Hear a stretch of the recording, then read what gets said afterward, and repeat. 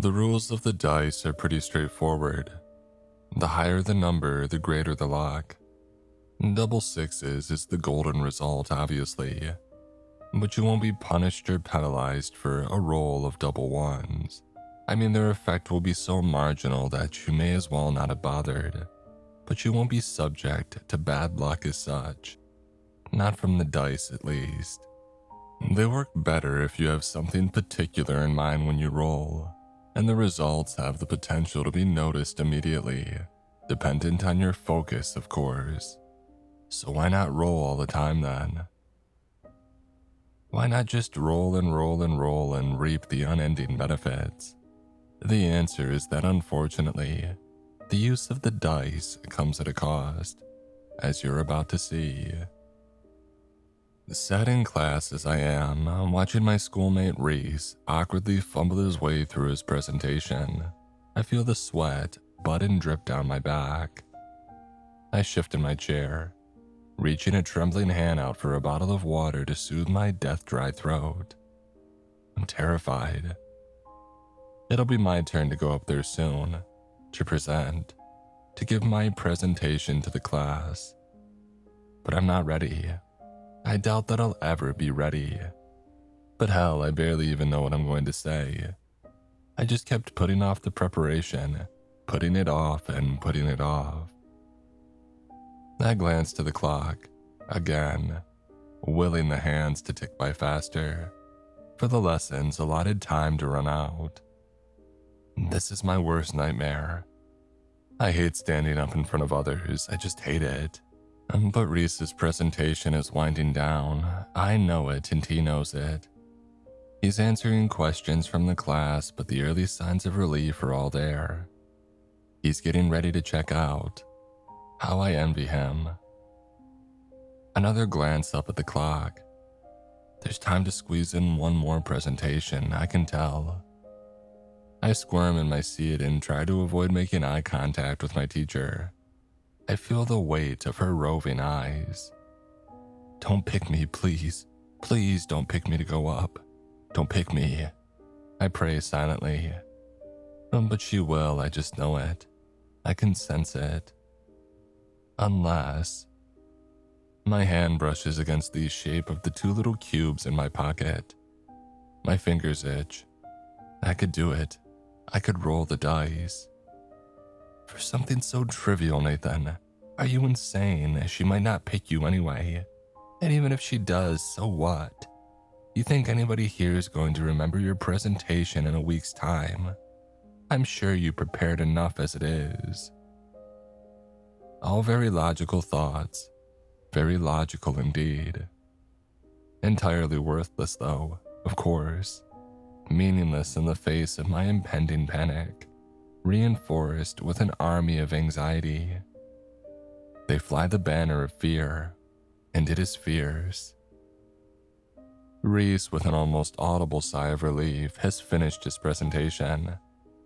The tension in the class breaks way into a polite round of applause, and now it's my chance. Now is my chance if I'm going to take it. So I hastily reach into my pocket and draw from it the dice. They are carved of a reddish wood and only ever so slightly heavier than they look. I raise them to the desk in a shaking hand, and I roll. They tumble across the papers before me on the table, and I stare down at them, jaw clenched. Jumping from number to number, they quickly start to settle. They land. A 3 and a 4. A 7 then. Not bad, not bad. I brace, and I wince with the expected pain. The human ability to forget is a fascinating thing, entirely necessary, I would suspect, for aid in forgiveness and in general trauma, but a hindrance too, at times. How often have you awoken in the morning as a wreck, fumbling and staggering to the curtains as your head pounds in bitter frustration? Tonight, you tell yourself, tonight will be the night that I change my ways. Tonight I will go to bed early, I promise. And how often have you broken that promise? By nightfall, of course, as we so often do, we have forgotten how we felt in the morning. My own memories of the pain of the dice and more are returned to me in this moment. I sweat and fight to remain as still and as inconspicuous as possible, and I feel the process beginning, as I feel my flesh begin to slice. It's not as dramatic as I'm making it sound. They're like long, thin paper cuts really, but how do they hurt? The first three comes more or less together, and it's difficult to identify their sources, but the fourth is clear. I feel it down my side. Again, difficult to tell without looking, but it feels a couple of inches long at least. The fifth cut slices along the side of my left foot, and I clench my toes in pain. Cut 6, I can feel tear through the upper layers of skin on the back of my neck, and the 7th drags across my chest, as if I'm being carved up by the tip of a sharpened blade. I breathe through my nose, controlling my breathing as best I can. Some of those will have drawn blood, I know. Perhaps not a lot, but they'll still show up clear on my white shirt if they have. The uniform policy here is relatively strict, but it's the final lesson of the day, and I can probably get away with putting my coat on to cover, just as long as I'm not called up to the front, just as long as I'm not called up to perform my presentation. I stow away the dice and glance up to my teacher, heart pounding. Her eyes meet mine and my pulse jumps wildly, but her scanning continues. There's time for one more, I think, she says as Reese settles back into his seat. Alicia, let's hear yours. I slump back into my chair with relief, wincing a little as the freshly formed scar on my back rubs up against the chair's hard plastic. I cautiously lean forwards to draw on my coat as my heart rate starts to come down. Yeah, I was an idiot for using the dice for such a mundane occurrence, but what's done is done. They've saved me again. I won't blow this opportunity. My presentation will be ready by tomorrow, and I'll be prepared. I never used to bring the dice to school. It seemed a foolish thing to do. They've been in my possession for around a year now, but for the first 10 months I used them pretty much exclusively at home in my room, sparingly and fleetingly, for only the most important of moments. The scars typically fade after about a month or so, provided that they're not too deep, and aside from a couple on my face that I had to explain away, and one particularly unfortunate use of the dice which saw 3 of the cuts appear on the same wrist, they haven't caused me much trouble. I cringe now as I recall that latter memory. I was wearing long sleeves at the time, but one of them came down and my mom saw the result. As with the scars on my face, I managed to explain them all away, but that was still a difficult conversation. A difficult conversation indeed. But yeah, as I said, aside from those rarities, typically no one notices the scars. I'm careful around my family, and hey, it's not like any girls are going to be seeing me without my clothes on anytime soon. I'm 16, but I'm a loser really. They're not interested in me. I don't blame them, but it's still frustrating. I shouldn't complain. I have a small but good group of friends. All dudes, of course, but hey, I have more than many and it could be worse.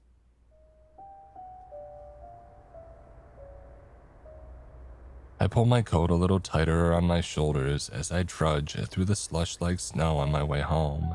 My breath fogs and a little cloud around my mouth. I started bringing the dice to school about 2 months ago, after a bad altercation with our resident prick.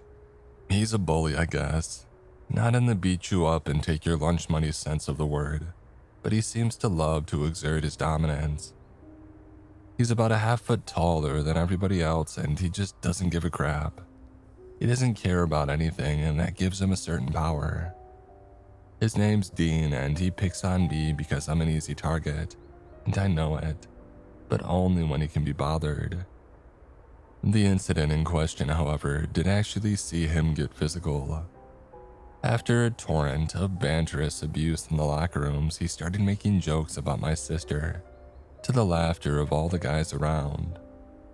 I forced myself to laugh too, and I tried to brush it off, to diffuse the situation. I clenched my fists. I hate that I did that. It frustrates me so much to think about it. But it culminated with him shoving me to the ground when I eventually tried to get away. He called me pathetic and laughed some more. It's quite possible that he saw a few of my scars as well, though he didn't mention them at the time. The thought that he might be holding on to the knowledge to weaponize at some later time scares me quite badly. I fume quietly as I approach the little bridge that leads me through the park and back to my house. It's a nice looking thing made of stone and it overlooks a rushing stream, one that goes much faster than it appears, they tell me. Underwater currents or something. The water level is higher than normal right now thanks to the melting snow, and it calms me down just stopping for a moment and looking over the edge, down at the rippling water. I breathe. I started bringing the dice to school after that incident with Dean. I used them occasionally to ensure that I would be lucky enough to avoid him, or that he would simply not take any interest in taunting me in that particular day, if I suspected he was in an irritable mood. And they've served me pretty well so far. An echo of a sting across my side reminds me of the cost, and I sigh as I stuff my hands into my pockets and continue on home. I barely sleep that night. Worries about Dean and about my presentation swirl malevolently around in my mind, blurred with dreams about a girl that I have a crush on, a girl in my year called Louise. Embarrassingly, I've used the dice on her in the past too. I only rolled a 5, but that same day the seating plan in our history class was changed, and she ended up being seated next to me. We chat occasionally in those lessons. She has a boyfriend in the year above, but whatever. C'est la vie. It's pretty common knowledge that Dean likes her too, so I get a perverse sense of satisfaction, knowing that she likely talks to me more than she talks to him. Could be one of the reasons that he hates me so much, I don't know. He probably doesn't hate me at all. He certainly won't spend as much time worrying about me as I do him. School life. It sure is shit. I awake the next morning with a cluttered and chaotic mind, and even after a night preparing my presentation, I still worry. I still fear that it isn't enough. So with the behavior of an addict, before I've even brushed my teeth, I grab the dice from my side table, and I roll them across the floor.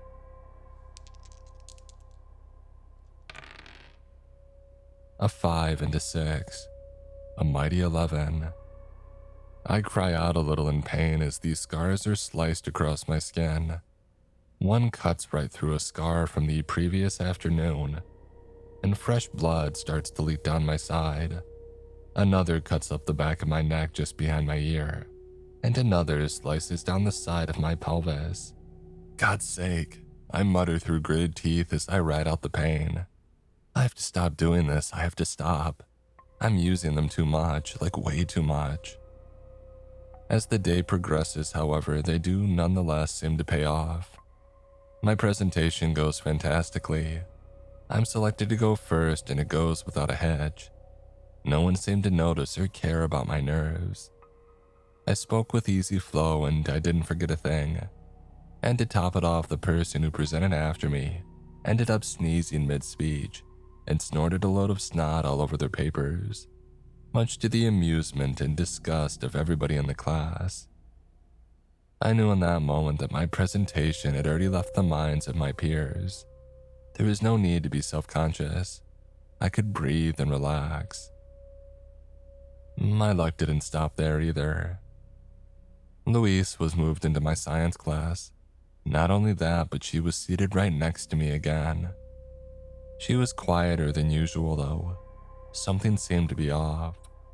And so, riding high on the success of my presentation, I actually spoke to her human to human, not in a weird, simpy way.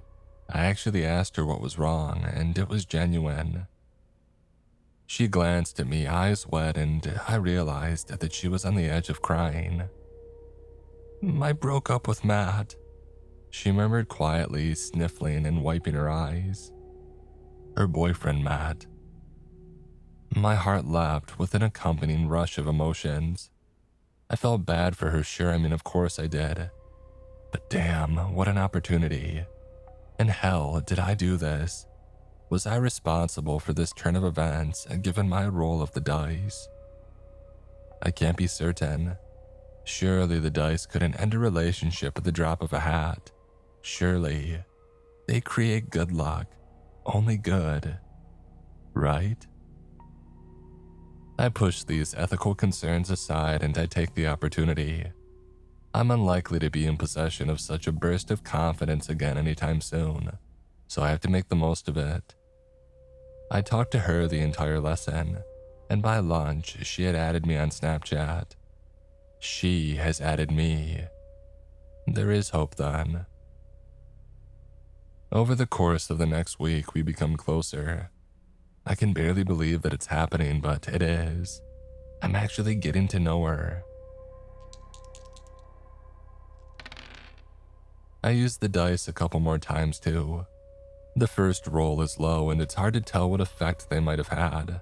But the second roll, it generates a 10.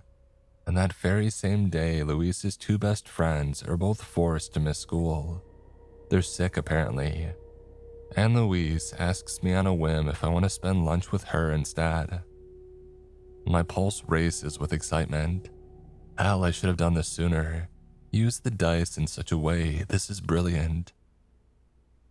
We spend the whole of lunch just talking, though at one point she playfully punches me on the arm, and I have to fight back a sharp spread of sudden pain as her fist connects with a series of crisscross scars beneath the sleeve.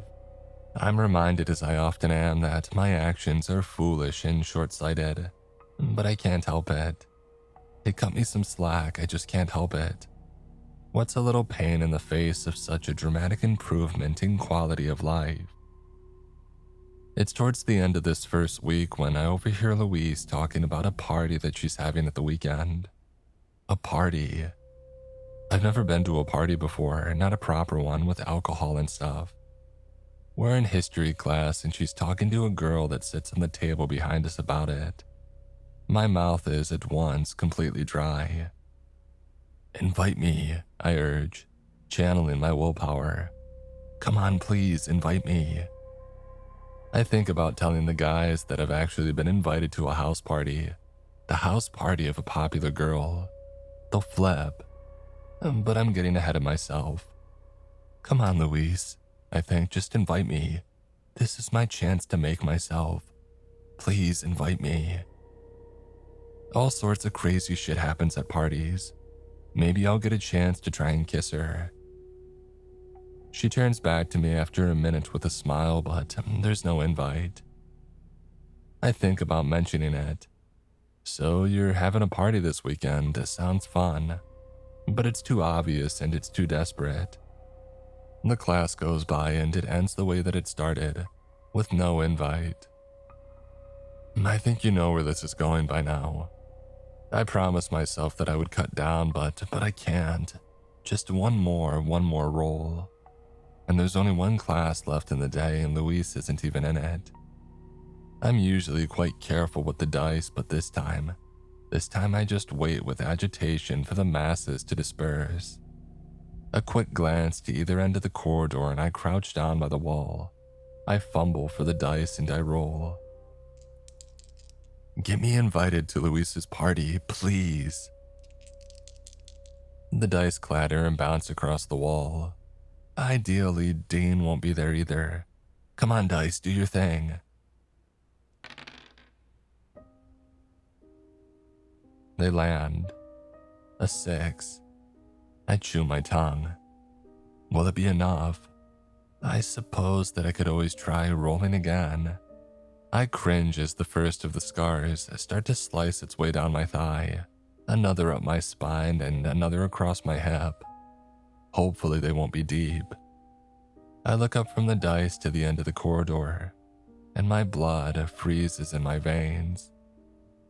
Dean stands silent, watching in confusion. His shadow is long beneath the flickering buzz of the overhead lights. He looks from the dice to me and his eyes widen.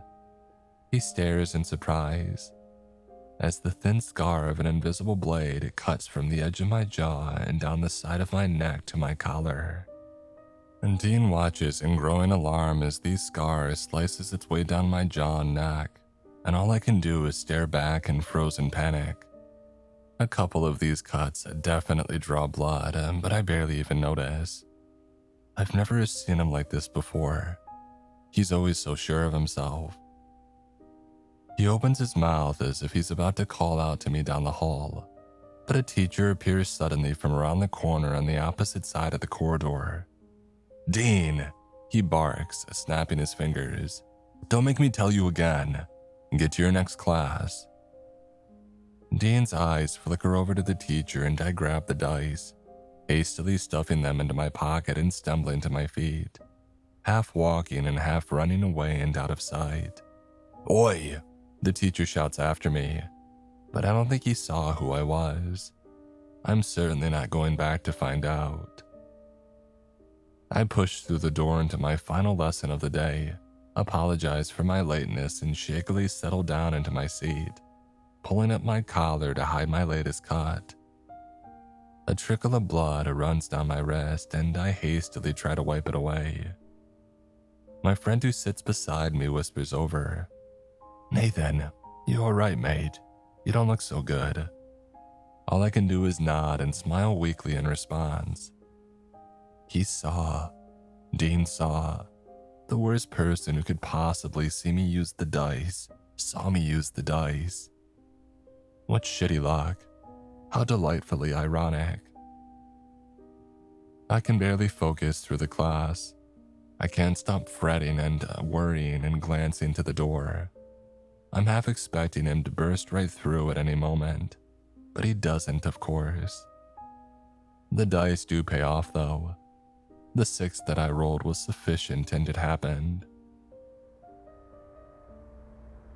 Louise bumps into me on the way out of school. She doesn't live too far away from me, but she gets her parents to pick her up. I prefer to walk. It's by the gates that she sees me, and it's as if a light bulb goes off in her head when our eyes meet. "Nathan, oh, I'm glad that I caught you, actually. I can't believe that I forgot to ask. I'm having a party tomorrow. Do you want to come?" The elation that I should be feeling is overshadowed by the impending sense of dread that now haunts me. I force a grin, though, and tell her that I would love to come. She seems pleased. "Great, I'll see you then. Wear something nice," she says playfully as she waves and disappears into her parents' car. I consider this phrase as I walk home, searching for some secret meaning within it. Wear something nice. It gives me something pleasant to think about, at least, and it's not a particularly free-spirited walk home. By the time that I've reached the bridge that I must have glanced over my shoulder a dozen times or more, anxiously looking out for Dean. Does he know where I live? No, that's ridiculous. No, why would he? I think about using the dice that evening, but there's little point really. I've used them far too much these past few days. I'll survive without them. I can survive for one night. Saturday, I spend preening and preparing. I sneak into my sister's room and borrow some of her makeup to cover up the more noticeable scars. It's a practice that I've gained some experience in these last couple of weeks. I have to be subtle, though, of course. The makeup might end up being harder to explain than the cuts if I don't get it just right. The hours fly by. The time at which I'm due to head over to Luis's draws closer and closer. The little wooden dice sit tantalizingly on my desk, and my fingers itch every time that I pass them by. "You don't need them, Nathan. You can do this without them. Everybody else on Earth manages and you can too. You don't need them, you don't need them. I look at myself in the mirror about 100 times over the course of the day. Ridiculous, I know. But I don't know when or if I'm going to get a chance like this again. I need to make a good impression. My parents think that I'm just going to stay over at a friend's. My alcohol is hidden at the bottom of my bag, and it clinks softly and subtly as I hastily shout goodbye from the front door and push on out into the night. The dice, as small as they are still a very comforting weight in my pocket. Yeah, I brought them. I haven't used them yet. I resisted the urge, but I couldn't leave them at home either, not on a night like this. I just couldn't.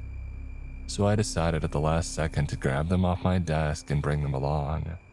You know, just in case.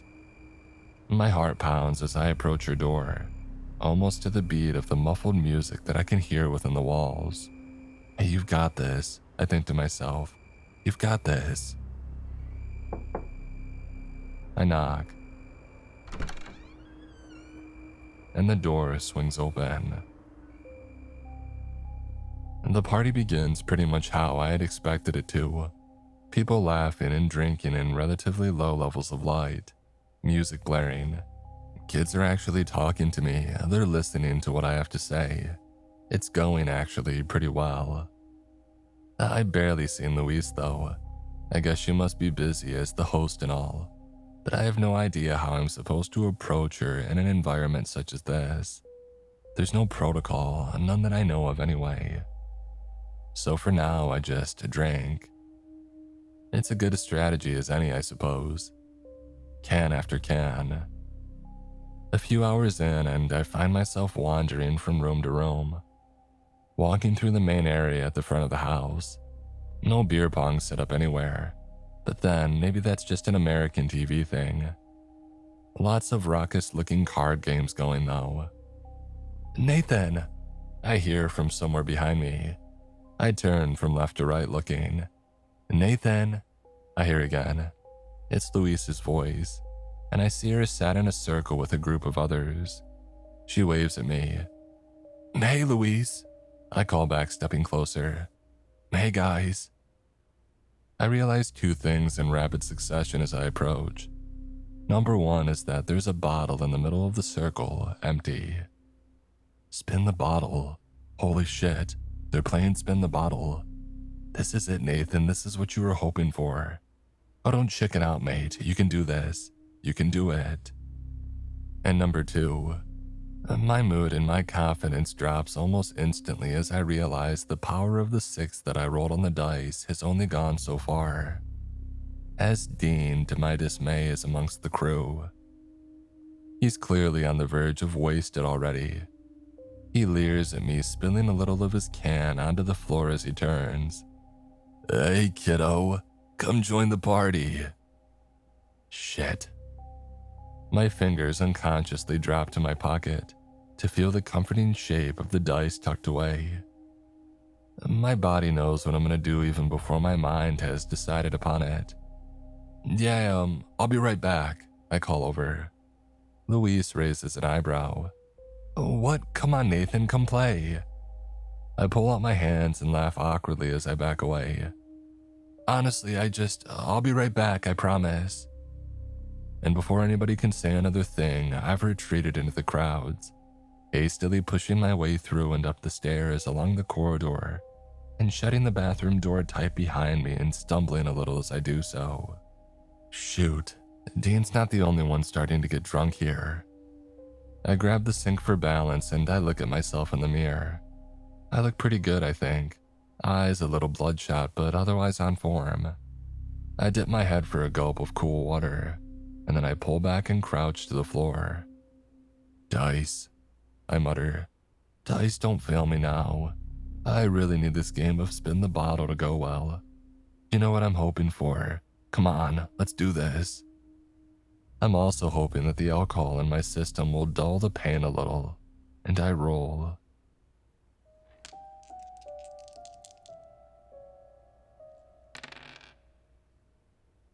The dice tumble across the bathroom tiles and they land on a rather disappointing result. A 1 and a 2. 3 total. I wince and let out a little cry as the first of the cuts appears on my forearm, slicing through the skin and drawing more blood than I was expecting. Jesus! I murmur, rushing to grab a handful of toilet paper to press against it. The second of the slices that I feel against my right foot. And the third. The third, to my sudden panic, is sliced right across the center of my face. From the edge of one eye, down over my nose and across the opposite cheek. It could not be more obvious. I stare at myself in the mirror as the music pounds downstairs. Sounds like I Don't Care by Justin Bieber and Ed Sheeran, I think. Mundanely and bizarrely, the little rivulets of blood begin to leak down over my skin. No, come on! As my anxiety returns, I start to madly dab away at the cut with the toilet paper, and then I change my mind and wash away the blood with the water. But the blood just keeps coming and I reach for the towel. Are you really gonna bleed all over the host's property, Nathan, after she invited you here? I swear again and bang my fist against my leg in frustration, opting instead for another huge handful of toilet paper. What the hell am I gonna do? I mean, what do I say? I hear voices outside the bathroom door. Somebody calls my name and I ignore it. I can't just go home. My parents would have a whole host of questions as to why I had chosen to abandon my friend in the middle of the night. I didn't even bring a key with me, so I would have to knock on the door, and I'm sure as hell not doing that. Not in this state. I look down at the dice still on the floor. I pick them up before I forget, looking them over, feeling their weight between my fingers. The wood, it feels so good. They're such intricate little things. Maybe I could use them again, go for another roll, risk a couple more nasty scars for a little general luck. It would be just as good a use as rolling for spin the bottle, surely. I slam my hand against my forehead in frustration. Spin the bottle. I'm literally missing the greatest opportunity of my life at this very moment. Just as the stress threatens to overwhelm me, there's an urgent knock at the bathroom door. I hear my name again clearer this time, and it's Luis's voice. As I'm debating whether or not to open up and let her in, I realize that I never even locked the door in the first place, and my decision is made for me. It slams wide open and Luis staggers in. Drunk, classic. Nathan, what's taking you? She stops and stares at my face. Oh my God, what the hell happened to you? I don't even know what to say. I sigh and shrug. It was an accident. I manage feebly. Jesus, Nathan, look, come on, come downstairs. There's a med kit in the kitchen. She grabs me by the hand, which actually feels really nice, and she drags me back downstairs. I let her, screw it. There are a few gasps of surprise and even some perverse amusement as I'm led down the stairs and past groups of partygoers on the way to the kitchen. She releases me upon arrival as she crouches down to open up one of the cupboards below the sink. Jesus Christ, Nathan, one of the attendees asks me, what happened to you? As I'm mulling over a response, an irritated Dean stumbles into the room, eyes fixed on Luis as she draws close to me and starts dabbing away at the scar. He laughs loudly and obnoxiously, gesturing to me. Well, look at this guy. That's the face of somebody who's hoping to get lucky tonight. Luis ignores him, but he isn't looking at her now. He's turned to me as if prompted by his own words. He's actually studying my face, and of course, he sees the scar. Fear courses through me. I don't think I've ever been scared of another person as much as I fear Dean in this moment. My legs tense right up, ready to run, if need be. He stumbles drunkenly much closer, putting a hand on the edge of the table for balance. You did it again, didn't you? He hisses at me. Those dice, what do they do, huh? Why do you do that to yourself? Louise turns and puts herself between us. I'm grateful for her intervention, but it's beyond embarrassing that she feels as if she has to. Leave him alone, Dean. You said you weren't going to cause any trouble tonight. Dean shakes his head, ignoring the multitude of eyes that are now watching the scene unfold from around the room. He throws out a hand. You know that he has a hard-on for you, don't you, Louise? He's gagging for it. He turns to me. What's the deal with your obsession anyway?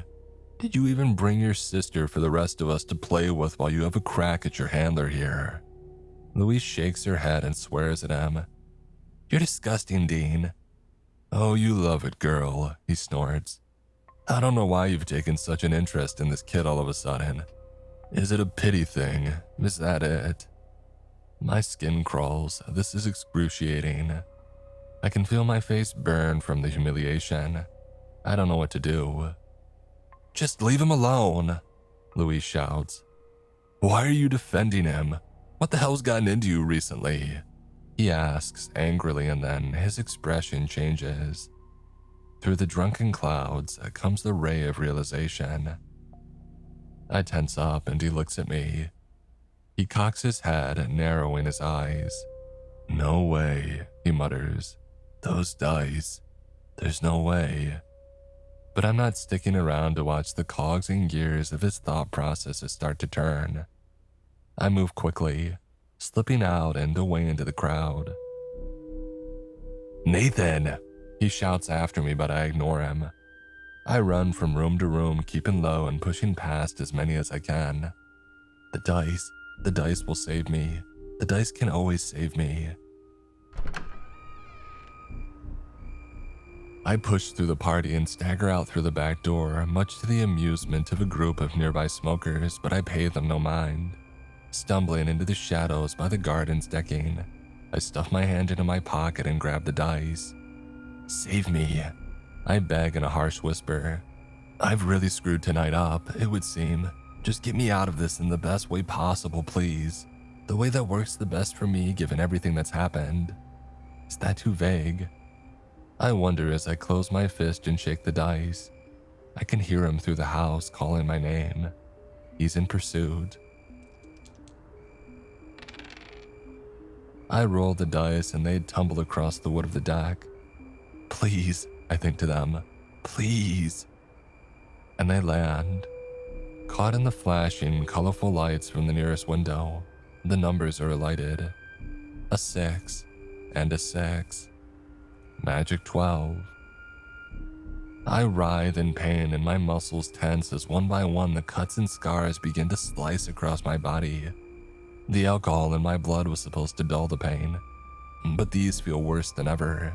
And judging by the wetness, most of them draw blood too. I feel one across my hip and another across my foot, a third almost exactly over the scar of another, reopening it, and a fourth down my groin and between my legs. Oh, that one hurts a lot. And still they keep coming. I find myself fighting back tears by the 9th or 10th. A thin red line appears between the webbing of my forefinger and thumb. Another slices from my lower lip and down the curvature of my chin. The taste is thick and metallic. I spit onto the grass and there I see a shadow, standing next to my own. I turn and look up to see my tormentor, staring in horrified amazement. What the hell? You're insane. He mutters quietly, rage building behind his words. They do something, don't they? The dice. Between you and Louise. I grin up at him with terribly misplaced confidence. A 12. I rolled a 12. What can he do to me now? The answer, it would seem, to my indignant surprise, is a sharp punch to the face. In one swift motion, he leans down and slams his fist into my nose and cheek with a sickening crack. I cry out as my vision flashes, temporarily white. I slip from the decking and I land with a thud in the grass. He punched me. I don't understand, I don't get it. The dice, did I break them? Did I use them too much? What's happening? In my disbelief and agony, there's nothing that I can do but watch. Watch in terror as Dean crouches to the ground. and as the lights of the party inside flash red against the side of his face, he reaches out a hand and he picks up the dice for himself. Dean tosses the dice in the air and catches them both in the same hand with a little wooden clattering. He looks down at me. "So what do they do then, mate? Mind control, is that it? You've been weaving a sick little spell over Louise, have you?" "Dean," I grunt as I climb up onto my feet. "Please, just give them back." He closes his fist around the dice. "Tell me how they work," he says coldly as the music pounds through the walls of the house. "Let's say I wanted Louise to suck me off. How would I go about making that happen?" "You're sick," I mutter angrily, clenching my fists. "They don't work that way. Now give them back, I'm warning you." He laughs as the light from inside flashes across his face. "You're warning me? You're hilarious, Nathan. And you know what? I think I'm gonna give him a try." "No!" I shout, but I'm too late. He shoves me back and my drunken legs are once again unable to keep me from falling. I land in the grass as the dice roll across the decking, clattering and tumbling.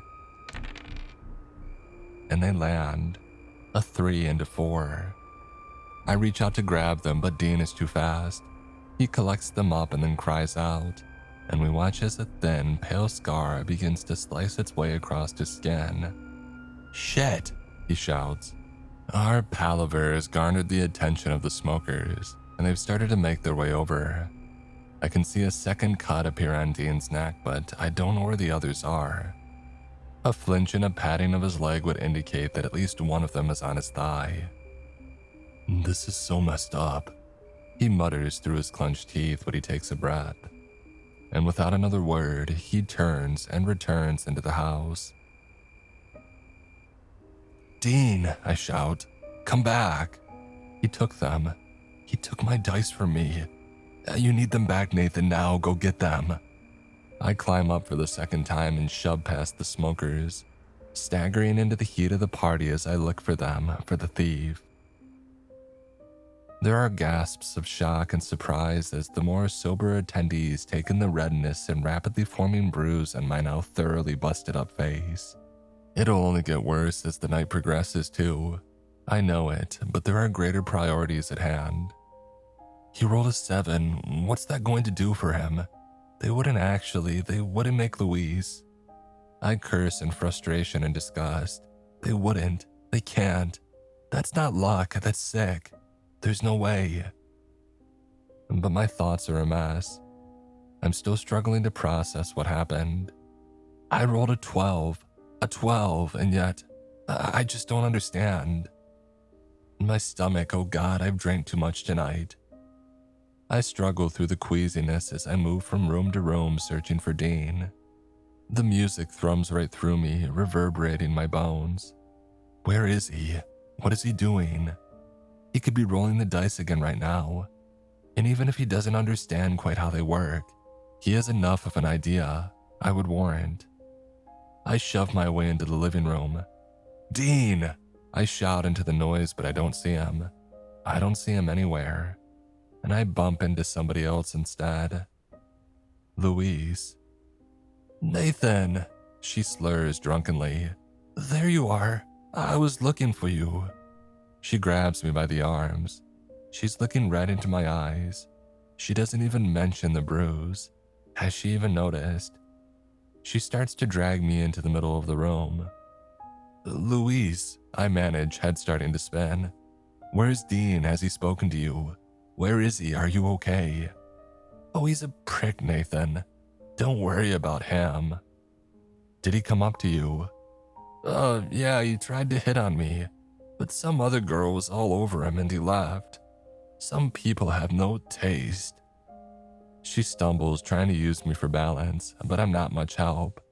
I'm barely able to stand still myself. "But I do," she whispers, and before I can respond, she pushes herself against me and her lips against mine. Holy. For a second, I can barely believe what's happening. It doesn't feel real, but it is. I close my eyes and bewildered, I return the kiss. The loud and rabblesome cheer of the crowd rises up all around. I can see the flashes of phones through my eyelids, but I don't care. In this briefest of moments, everything is amazing. And the moment really is very brief indeed. Because my stomach lurches. I feel it contract and I pull back in sudden dismay. Louise doesn't even open her eyes. She draws in close again instantly and it becomes too much. My body has rejected the alcohol, it would seem, and I'm unable to stop myself. To my horror, I vomit. Explosively in a great and disgusting flow all over her face and front. I stumble back and try to cover my mouth, but it does little. She screams, "Nathan, what the hell?" She shouts as the phone flashes from all around increase tenfold. And there among them is Dean. He stares in disbelief but laughing all the same, and I don't fail to notice a couple of fresh scars on his neck and forearms. I flush with rage as Louise runs away to the bathroom presumably. The girl on Dean's arm tries to tug his sleeve impatiently, but he ignores her. He's still laughing, almost doubled over now, and I ignore it too. I don't know if it's the alcohol or the anger or the desperation, for the dice or something else, but without skipping a beat I stride towards him fuming. I draw back my hand, putting into the motion every ounce of my hatred for this horrible prick, and I push my whole body forwards from my back foot, slamming with force my fist into Dean's stupid face. It hurts my hand like absolute hell, to be honest, and it'll ache even worse once the adrenaline wears off, but it's worth it. It is worth it to see the laughter dissipate at once into dumbfounded shock and surprise. He stumbles backwards and throws out his hands to look for something to grab for balance, and as he does so, he drops the dice. I don't even let them hit the floor. My eyes go to them at once and I snatch them out of midair, turning and sprinting away in the very same motion, ignoring the rising, bloodlusting chants of fight, fight, fight from the drunken crowd. "Nathan!" He roars from behind me, but I'm not messing around this time. I'm not gonna wait or hide or try to play the rest of the party out. The night is done, I've decided. The hell to it. I'm not staying here, I can't, there's no way. I'll apologize to Louise and suffer the consequences tomorrow or on Monday. I'm gonna go home, yeah, just go home. I have a busted up face and I'll need to explain tomorrow morning anyway, so I may as well bite the bullet and get it over with. So home then is the plan. Let's go home.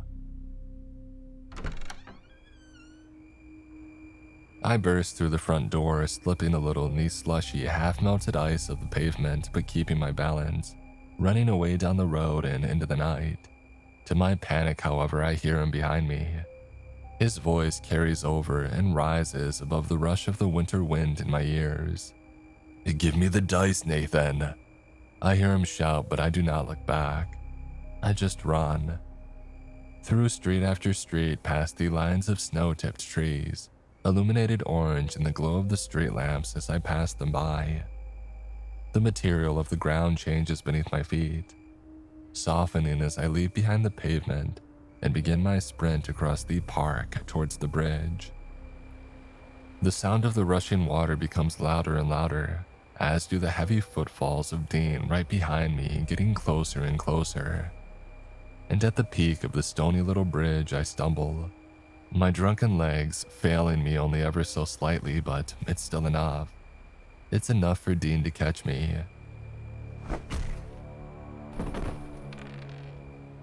He shoves me in the middle of the back and I tumble to the ground, dice slipping from my fingers, rolling onto and over the cobblestones.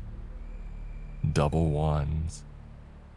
I grimace as these scars slice their way across the back of my hand and the heel of my right foot. I crawl across the cold stone and reach out, but Dean swoops down and grabs them up before I can get to them. I clamber up onto my knees, shaking as I turn around to face him. "They're dangerous, Dean," I warn him. "Oh yeah, sure they are. And you're the only one that's able to use them safely, is that right?" He looks from the dice to me, snarling. I'm pleased to see a trickle of blood from one of his nostrils. Look at the state of you, mate. You'd expect me to believe you're using these things in a smart way. Tell me, how do they work? What do they do? I'm not telling you, I reply, hardening my stance, but I can't help but flinch when he takes a step closer. How do they work? How do I get them to do what I want? I remain silent. How about this? I'll use him for a week and then give him back, if you really want. How about that? That sounds fair, don't you think? Never, I reply quietly, and he shoves me. Tell me. No. He fumes, clenching and unclenching the fingers of his free fist, the dice held high in the other, and then his eyes flash and his expression changes. They're important to you, aren't they? These dice, they mean a lot to you. I don't respond, but my answer is obvious in my silence. You are using them on Louise as well, aren't you? You little mind controller. I'm not controlling her mind, I reply angrily. But you are using them on her in some way, aren't you? He forces a laugh and mimics a mocking tutting sound. That sounds pretty immoral to me. You know what, Nathan? I think you're just a pervert like everyone else. That's not true, I reply. Dean, please. He interrupts. Well, if it's not true and you really don't care about these dice. He grins disturbingly as the wind whistles through the nearby trees. Then you won't mind if I do this. It's as if time itself slows down. I watch it happen in painstaking detail, but I'm unable to compel my body to move with a fast enough response. Dean pulls back his hand and decides that cataclysmically on the scorched earth approach. He laughs with defiant malice as he throws out his arm and hurls the dice over the side of the bridge, down into the rushing water below. No! I shout in distress, legs returning to life as I rush to the edge and stare over the side, watching the dice disappear beneath the surface of the fast-flowing stream. And just like that, they're gone. You idiot, I murmur bitterly. Do you have any idea what you've just done? Those dice, there's nothing like them on Earth. And you threw them away, just threw them away. To what? To spite me. You're insane, mate. You're a lunatic. And Dean replies with another loud laugh. I turn to face him slowly and angrily, but a curious thing happens next. Something I don't think that either of us quite expected. But in hindsight, it makes a great deal of twisted sense. The laughter is struck from his face as he grunts in sudden discomfort. He looks down at his forearm, and we both do, and we watch in surprise as a scar slices its way across his skin, pale and white beneath the silvery light of the cloud-shrouded moon. And there's a tense pause. What the? He begins. He flinches as a second scar cuts down the side of his neck, and then a third across the back of his hand. Ow! He shouts, lifting his shirt to see two scars appear at once across his lower abdomen. Make it stop, he mutters, as another of the cuts slice up and over his chest. Make it stop. But the slices keep on coming. He twitches and writhes and curses in growing pain as he's steadily covered. He panics. He rushes forwards and grabs me by the shoulders. What's happening? How do I make it stop? Did you do this? Nathan, what have you done to me? I stutter feebly in response. I have no idea what's happening. No, I don't. And I think Dean can tell. He can see the uncertainty in my face. Christ! He shouts as he slaps at his own arms, scars appearing all over them now. His shirt is a pale gray, but it starts to darken in certain places with spots of what I can only assume must be blood. I see the veins in his neck tense up as he staggers to the edge of the bridge, grabbing hold of the stony side for balance, swearing and cursing as a line appears on the right side of his face, down his cheek and into his top lip. Nathan! He shouts again. He seems afraid now. Nathan, make it stop. I don't know how, I shout. I don't know what's happening. But then perhaps I do. And I think the realization strikes us both at the same time. His gaze meets mine and we both see it in our mind's eye. We see the dice ever rolling, ever tumbling across the stony bed of the stream, pushed along by the current, halting for the briefest of moments as they're caught in the rocks, and then nudged almost immediately free, slipping and spilling their way over the stones through the water. "No," he murmurs, wincing as a particularly deep line is cut through his palm. He brings the hand to his face and leaves a bloody half handprint behind. "No." I don't know what to do. My hands are on my head. "No!" he shouts again, screaming suddenly as he squeezes his wrist and raises a hand to the moonlight. It's difficult to see, but it looks like a scar has begun under a fingernail and is sliced beneath and then down the length of the skin of his finger. Blood leaks. Another forms across his forehead and cuts through one of his eyebrows. "The dice! I need to find the dice!" He sprints the length of the bridge and immediately around the corner of the stony post that marks its end. He slips down the little bank and I watch in confusion and terror as he splashes into the icy rush of the stream. "Dean!" I shout, but I don't know why. I don't know what possible advice I could offer in this moment as he forces his way through the water. The stream isn't very deep, it only goes up to his shoulders, but he struggles and screams as he dips beneath again and again, hunting desperately for the dice as his body is sliced steadily to pieces. I come a little to my senses and I actually call for an ambulance. My voice is trembling, thanks in part to the stress and in part to the cold. And I barely even remember what it was that I said come the morning, but I give our location and just under 15 minutes later the vehicle arrives. And Dean by this point has given up his hunt of the stream. I'm not sure if he's even able to continue. He lies as a wreck against the stony bank, soaked and shivering, and every part of his body is dark, stained deep red from head to toe and leaking across the rocks. Strands of skin peel back and away from the muscles as he writhes and twitches in agony. The paramedics hear him and find him almost immediately. I wait on the bridge in shock until I'm sure that they have definitely seen him. "Jesus Christ," one of them shouts, and with that, I slink away. I stumble back through the darkness step after step until I have safely returned to my home. And so concludes the story of my time with the dice. My parents went through a range of emotions upon my unexpected return. Surprise, anger, but concern mostly. I told them pretty much the truth. I just left out the parts that involved the dice. I barely slept that night. Every time I closed my eyes, I saw him. I saw Dean writhing and bloodied on the bank. He died of his injuries, I discovered on Monday. The general consensus is that he slipped and fell into the river in his pursuit of me, cutting himself up on the rocks and subsequently drowning in the process. But I know the paramedics at the least saw a clearer picture of the truth. And everyone who lives near the park knows the rocks in the stream aren't all that sharp. There's nothing but smooth stones. And kids have started avoiding me in the corridors. They would never say it to my face, but they're afraid of me now and I can tell. And a number of other curious things happen over the course of the next week, all directly related to Dean in some way. His younger brother wins some school award for academic achievement.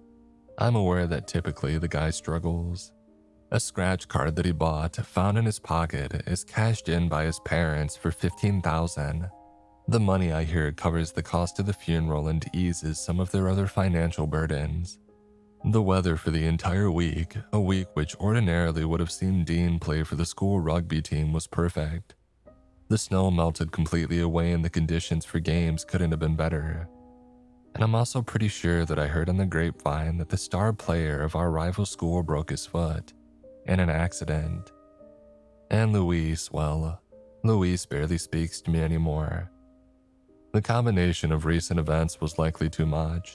perhaps coupled with her own embarrassment at so publicly and enthusiastically making out with me at her party in the first place. She got moved away from me in both of the classes that we share, as part of surprise changes to the seating arrangements. I actually tried to speak to her in the corridor one time, and she pretty much admitted that she was just lonely following her breakup with Matt, and that I really shouldn't look into it. A rebound, basically. And that hurt, of course, but hey, it is what it is, I guess.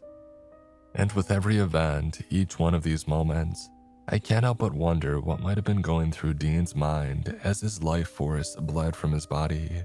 His final thoughts as the dice were carried along the bed of the stream. I suppose in hindsight it was actually rather lucky that the ambulance arrived as promptly as it did. It was really quite lucky that they found him so quickly, splayed on the bank of the stream and out of sight as he was. But even with all that luck, it just wasn't enough. It just wasn't quite enough to save him. The dice, it would seem, are not without their limits. I sigh as I watch one of my classmates give their presentation to the class. I drum my fingers against the desk. My hand reaches absent-mindedly for my pocket, but the dice, of course, are not there. I struggle with waves of guilt these days, guilt and loneliness. Ironically, the only other person who could have understood, even in the most basic of terms, now lies buried beneath the ground. It was Dean's choice to throw the dice into the stream. His choice. And yet, I can't help thinking about the 12 I rolled that night at the party. The double sixes. What was it that I had begged for in my drunken semi-stupor? Just get me out of this in the best way possible, please. The way that works the best for me given everything that's happened. I run a hand through my hair and sigh, doing my best to push the thoughts from my head. I turn my attention back to the presentation. And you know, this particular presentation really is going exceptionally well. It's the turn of a girl named Alice. Quiet as a mouse, and she chokes up even when called on to answer a question in class. And yet here she is, seemingly in her element. I do my best not to focus on the scar that I see that marks her leg below her skirt. It's a coincidence, I tell myself. A coincidence. A flurry of leaves blow past the window. It's just a coincidence, Nathan. That's all it is, mate. That's all it is.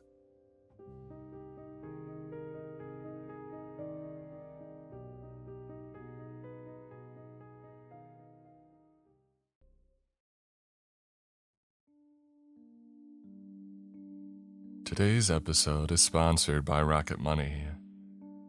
You know what's genuinely scary? Realizing you've been paying for something every month and completely forgot about it. A while back, I was going through my finances and I found a few subscriptions that had been quietly charging me for months. It's nothing huge on its own, but when you add everything up together, it starts to feel like death by 1,000 cuts. That's one of the reasons that I like Rocket Money. It's a personal finance app that helps you track your subscriptions and monitors your spending and stay on top of where your money is actually going. If you find subscriptions that you don't want anymore, Rocket Money can even help cancel them within the app with just a few taps. In fact, they've already helped users save over $880 million in canceled subscriptions. I also like that it automatically categorizes transactions, and it gives you a much clearer picture of your spending habits. Sometimes seeing the numbers laid out in front of you is the wake-up call that you need. Rocket Money is a personal finance app that helps find and cancel unwanted subscriptions, monitors your spending, and helps lower your bills so that you can grow your savings. Let Rocket Money help you reach your financial goals faster. Join at rocketmoney.com/Mr. Creeps. That's rocketmoney.com/Mr. Creeps. rocketmoney.com/Mr. Creeps.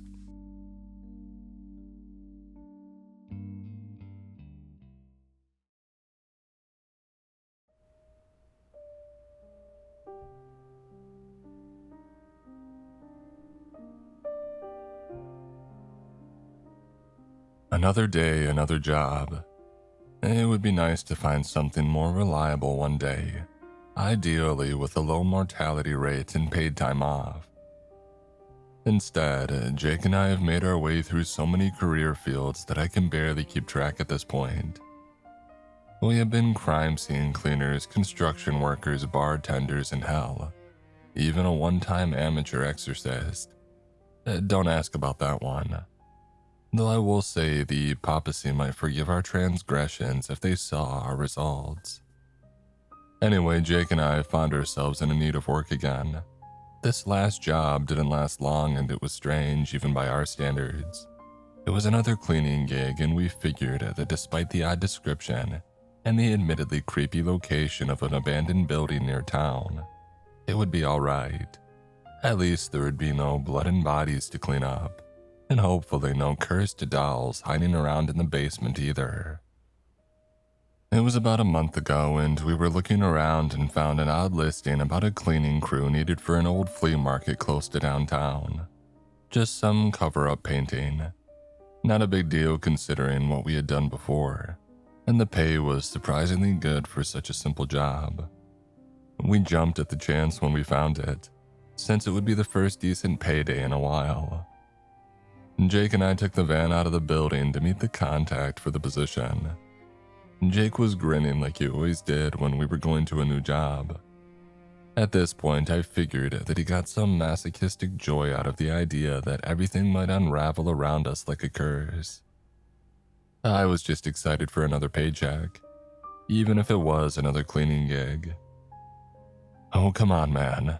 I'm sure this one will be on the level," Jake said, trying to cheer me up while frantically switching through songs on his playlist. He finally settled on Battery by Metallica, and before he cranked up the volume, he continued. "I mean, after all, what's the worst?" "Don't finish that sentence." I snapped back at him, but he just shrugged and drowned out my concern with the song.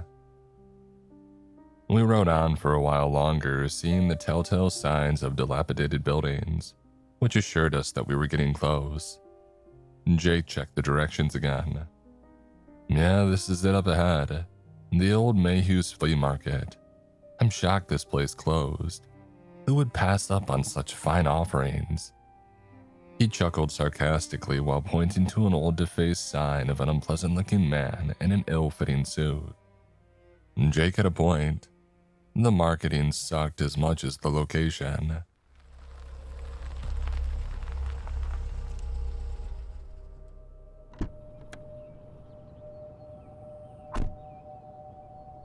We parked in a lot just outside of the condemned building. Now that we were closer, I saw that the place was fairly large, which made sense if it had been a bigger market in the past. The entire building was in a sorry state now, though. Many windows were broken and boards were haphazardly nailed over sections, and the whole place looked like a light breeze could topple it. As I looked on, I saw that nearly every square inch of the place was tagged or covered in graffiti. There was also a strange ring of what looked like white paint on the ground that seemed to circle the perimeter. I wondered why somebody would want us to clean the place and not just tear it down and start again somewhere better. But I supposed it didn't matter. We were there and ready to work, assuming this job really was on the level. I wanted to get down to it as soon as possible.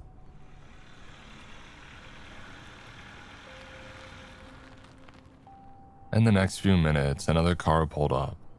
It was a well-maintained, if not a little dated, Oldsmobile, still looking sharp despite its best years being behind it.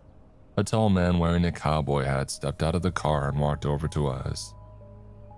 "Howdy, boys. The name's Earl Mayhew. It's good to meet ya." Jake stepped forward and immediately shook the man's hand and gave a sarcastic, "Well, howdy, Earl. Name's Jake, and this here's my friend." I cringed at the awful accent that Jake was attempting, and I hoped that it wouldn't offend our new client. Instead, Mr. Mayhew just laughed and slapped his knee. I held out my hand, and before I could say anything, Mr. Mayhew walked past me and towards the building. "Well then, now that the introductions are out of the way, please follow me. I can show you the place and you fellas can decide if y'all are interested in the job." He moved on towards the building, and we shrugged and followed. Mayhew rummaged through his pocket for a moment and produced a key that he used to open a large padlock on the front door. Before stepping inside, he peeked in and looked around as if expecting something, and then he finally moved in and gestured for us to follow. Oh, I know she doesn't look like much these days, but we had a lot of good times. I just can't bear the idea of selling the place. This used to be one of the most successful flea markets in the county. We had people from all over the state, hundreds of vendors and clients, but that was then. Mayhew sighed ruefully and looked like he had forgotten where we were that moment. He snapped back to the present and regarded us. Oh, sorry boys, lots of memories. Anyway, come this way and I'll show you the real meat and potatoes of what I need done. We followed him down a dimly lit hall and into a wide open central plaza that was covered in debris. Almost every surface was plastered with some measure of graffiti. Yeah, it's definitely a fixer-upper, Jake mumbled. Mayhew must have heard him and his eyes narrowed. And Jake caught himself and blurted out apologetically. Hey, but it has good bones and good character. No wonder you want to preserve it. Mayhew nodded and continued on. And Jake shot me a lame thumbs up and I rolled my eyes. We stopped again and Mayhew looked around, examining particular walls and parts of the floor with care. I was about to ask what he was looking for when he held up a hand and then pointed at a spot on the wall. There, right there. That is what I need you gentlemen to take care of. I looked at the odd spots on the wall and I was confused. What is that? I asked, unable to hide my confusion. That is what you'll need to clean. This place has been turned over recently, believe it or not. I even have a crew working nights out here. No matter how much we cover it, it comes back. I need you two to cover it up before. He paused, looking nervous. Before what? Jake asked. Well, before it changes, Mayhew finished. And we both looked at him incredulously. Changes? I tried to clarify. Yeah, I know it sounds crazy, but this art, if you can call it that, it can change. It spreads all the time, slow and steady like. If it ain't cleaned up, it eventually transforms. When the images start forming.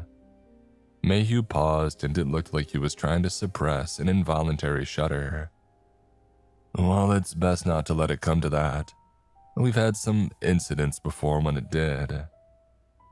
I didn't like the way that he had said incident. But it won't be an issue if y'all are thorough. I just need you fellas to handle the paint. It has to be paint that covers it and not any cheap stuff. It seems as long as we use the decent stuff, it holds it off longer. We tried throwing paint thinner at it in case it might work to wear it down faster, but unfortunately it wouldn't stop the spread. So I was left with gallons of the stuff that I had to store in the main hallway. Once I get the funds ready, I'm going to wallpaper the bejesus out of this place and replace all the flooring and see how that thing likes it. He slapped his knee and laughed again, but he stopped to cough awkwardly. I was confused. What was that thing he was referring to? It felt like there was a detail that he was omitting. Mayhew straightened his jacket and continued. So fellas, what will it be? Just a few weeks of painting and I'm willing to pay you the whole salary of the last crew of 5 people. He held out a piece of paper and I collected it before Jake could. He looked over my shoulder and mumbled a soft, "Whoa," when he saw the pay. I tried to suppress my own excitement. It was double what we had made on our last job for only a couple of weeks of work. Yeah, count on us, sir, we said almost in unison. Excellent, boys. Happy to be doing business with ya.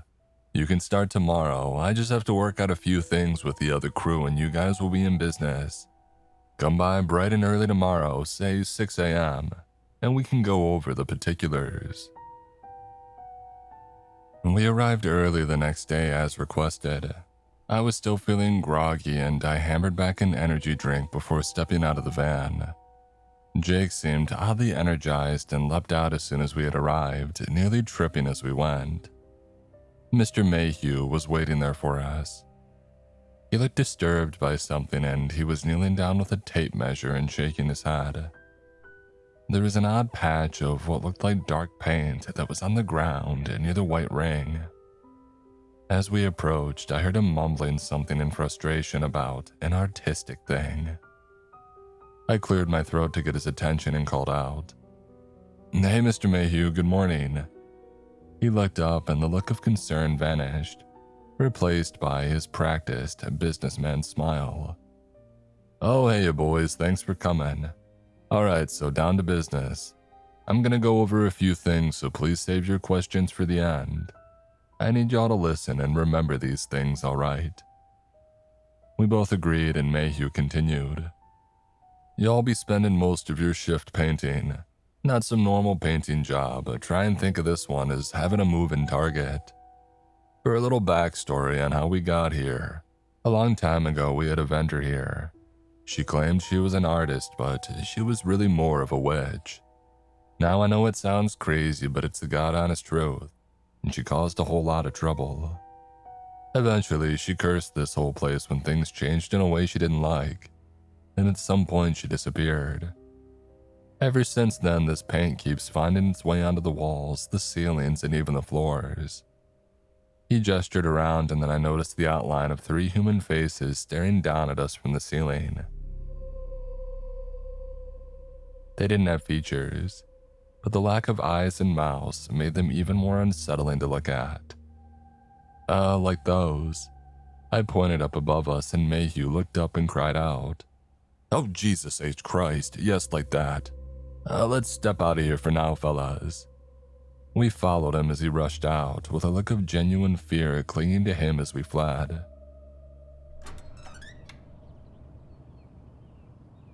We moved out into the parking lot and he let out a wheezing gasp. "No, sorry about that, that just startled me is all. Anyway, this artist, she's been leaving these paintings and been having folks cover them up every day, and they just keep coming back. For a while I decided to leave it, but then bad things started to happen. Sellers started to leave and called it unsafe." He spat on the grounds and grimaced, and then people started seeing things and getting hurt. Finally, an incident happened that ended up closing us down for good. Since then, though, I hold out hope that something can be done to save the place. But I can't just leave it. That thing, it's not content staying here. Every day that art, it creeps a bit closer to the outside, and the details become a little bit clearer. When those details are clear, if you see them well, something bad happens and something that is better covered up. That's why I need you boys and the other cleaners." He cleared his throat and looked troubled. I was trying to digest the crazy story and so was Jake. Mayhew asserted his confidence again and continued. "Whatever this stuff is, it's unsafe. As bad as black mold and just as spreading. Paint over any and all of it that you see, but just be careful it don't spread out beyond this circle. Cover that mess up first." He pointed to a line in the lot snaking out from the building. "And the most important thing, if you see any faces or outlines like back in that room, cover them up right away. Don't wait. If eyes start to form or worse, the mouse." He paused again, suppressing a shudder. "Well, just cover them up. And don't listen to anyone or anything else besides each other and me. Otherwise, easy as pie, right? You guys do this well and it looks good after the first day, you can even get a bonus. But I do need y'all to sign this contract. I like to offer my people true employment." He held out some paper and Jake scoffed. "We are independent contractors first and foremost." The indignance in his voice surprised me, and for a moment I thought that it might actually be a deal breaker. And then Jake chuckled as Mayhew looked dumbstruck. "Oh, I'm just yanking your chain. Yeah, bring on the paperwork. Do we get health care?" Mayhew smiled again and laughed along. Fill out the paperwork and you can be eligible for health coverage, LTD, and life insurance.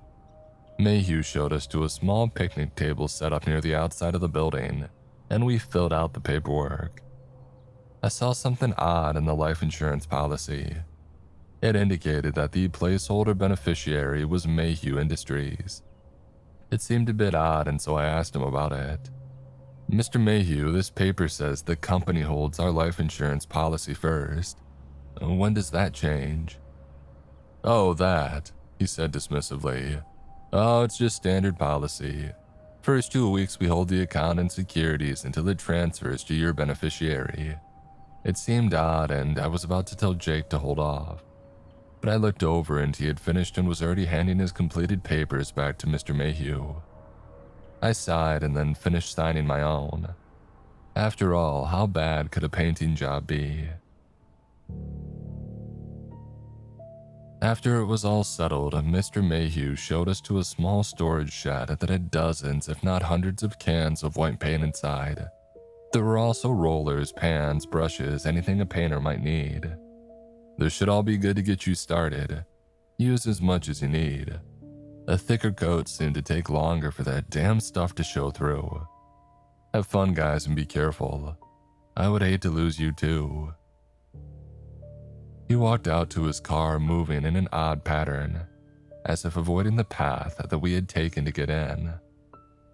I noticed the line of paint that had been there before it was gone, or rather it had curved off in a new direction, oddly pointing towards the way that Mr. Mayhew was leaving.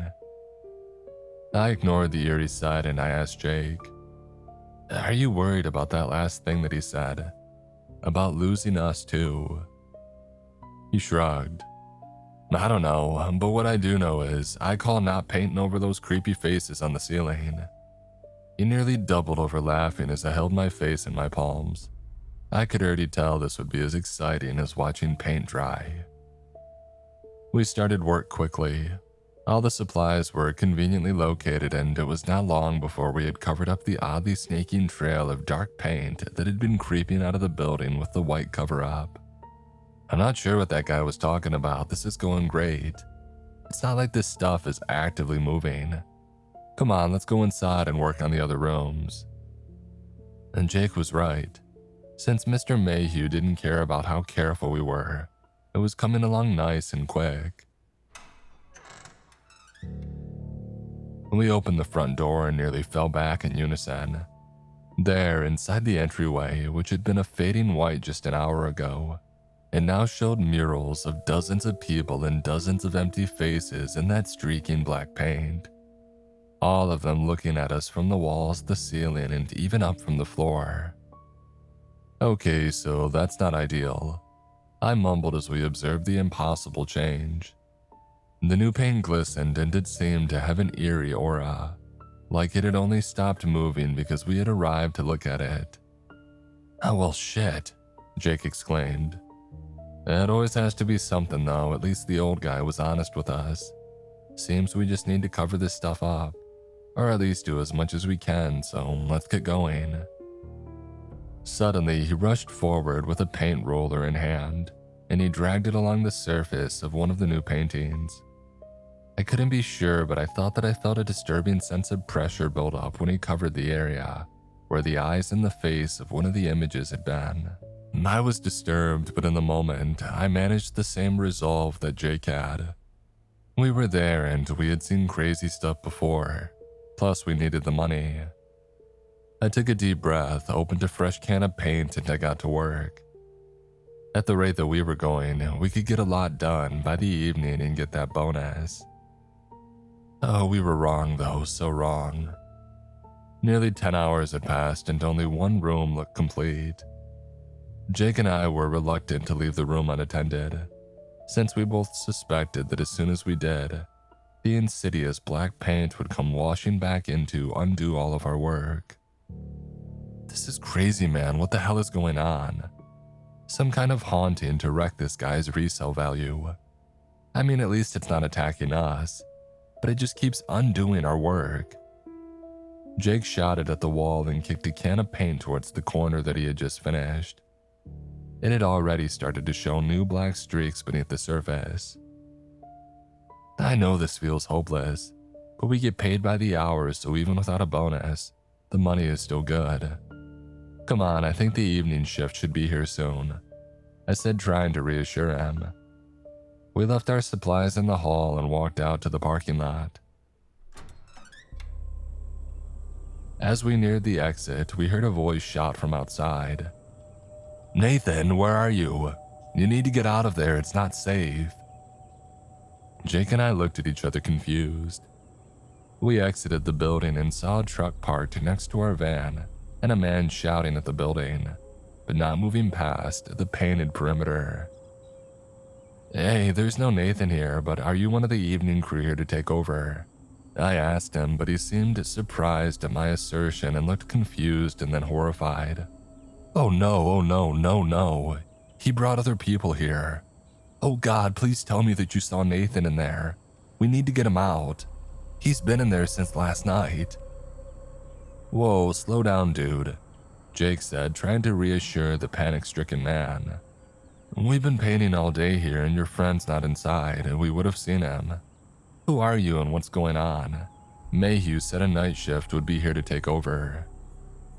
The man took a deep breath and spoke in a strained whisper. My name is Roger, and Nathan is my friend and fellow painter. We were hired to paint over the weird art in this building by Mr. Mayhew. That was what we were doing. Well, until something happened last night. Nathan didn't get out. Something happened and I can't remember." He looked confused and then frightened again as he struggled to recall. "I don't know what happened. When I woke up, I was back home. I tried to call Nathan, but he didn't respond. And then I started to remember things. Flashing images of faces, and Nathan staring at a wall with his eyes all messed up. I don't know what the hell is going on, but we need to get him out of there now." Before we could ask him another question, Roger forgot his apprehension about the paint perimeter and bolted past us, shouting for his friend. "Shall we?" Jake smiled and ran after the screaming painter, back into the haunted building to look for his friend. I groaned and then followed him. As soon as we had made it into the building, something felt off.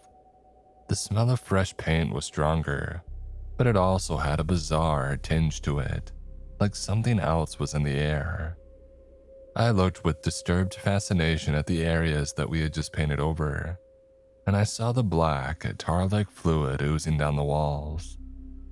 Jake ignored the disturbing sight and rushed ahead, trying to catch up with Roger. I caught up with him around the corner, but Roger was nowhere to be seen. Suddenly, there was a shaking in the building's walls, and we retreated back to the front door, fearing a structural collapse. After a tenuous moment, I looked at the front door. There is a snaking line of paint emerging from the ground and merging into an inky black canvas that had erased most of the door's features. It was so much worse, actually seeing the paint move. It was like a living creature, and watching it gave me a terrible headache. And Jake was staring at it too, a little too intently. I shoved his shoulder and he blinked and he shrugged off the effect. "Let's prop the door open," I suggested. I didn't like the idea of this image forming on the door and being stuck in here with it. I pulled at the handles and the door held firm. There was a disturbing squishing sound, and suddenly, I fell back gasping as a living portrait of a face opened its eyes and looked back at me from where the plain door had been. I was horrified but oddly mesmerized by the shifting patterns in the faces. I knew that I shouldn't be looking at it, but how could I not look at something so miraculous? I started leaning closer to the face. I needed to see more. Suddenly, a hand fell on my shoulder and I was pulled backward and onto the ground, landing hard and snapping out of my daze. "Oh, none of that possession shit, man. Don't look at the thing, come on. Let's try a window or something. This place is screwed and whatever's happening, I don't want to be stuck here," Jake said, I staggered to my feet and shook my head. I almost looked back at the undulating face on the door, and I swear that I felt some invisible hand reaching out to touch my mind. I shuddered and backed away. We found a window, but it was black on the other side. I had a bad feeling about what that implied.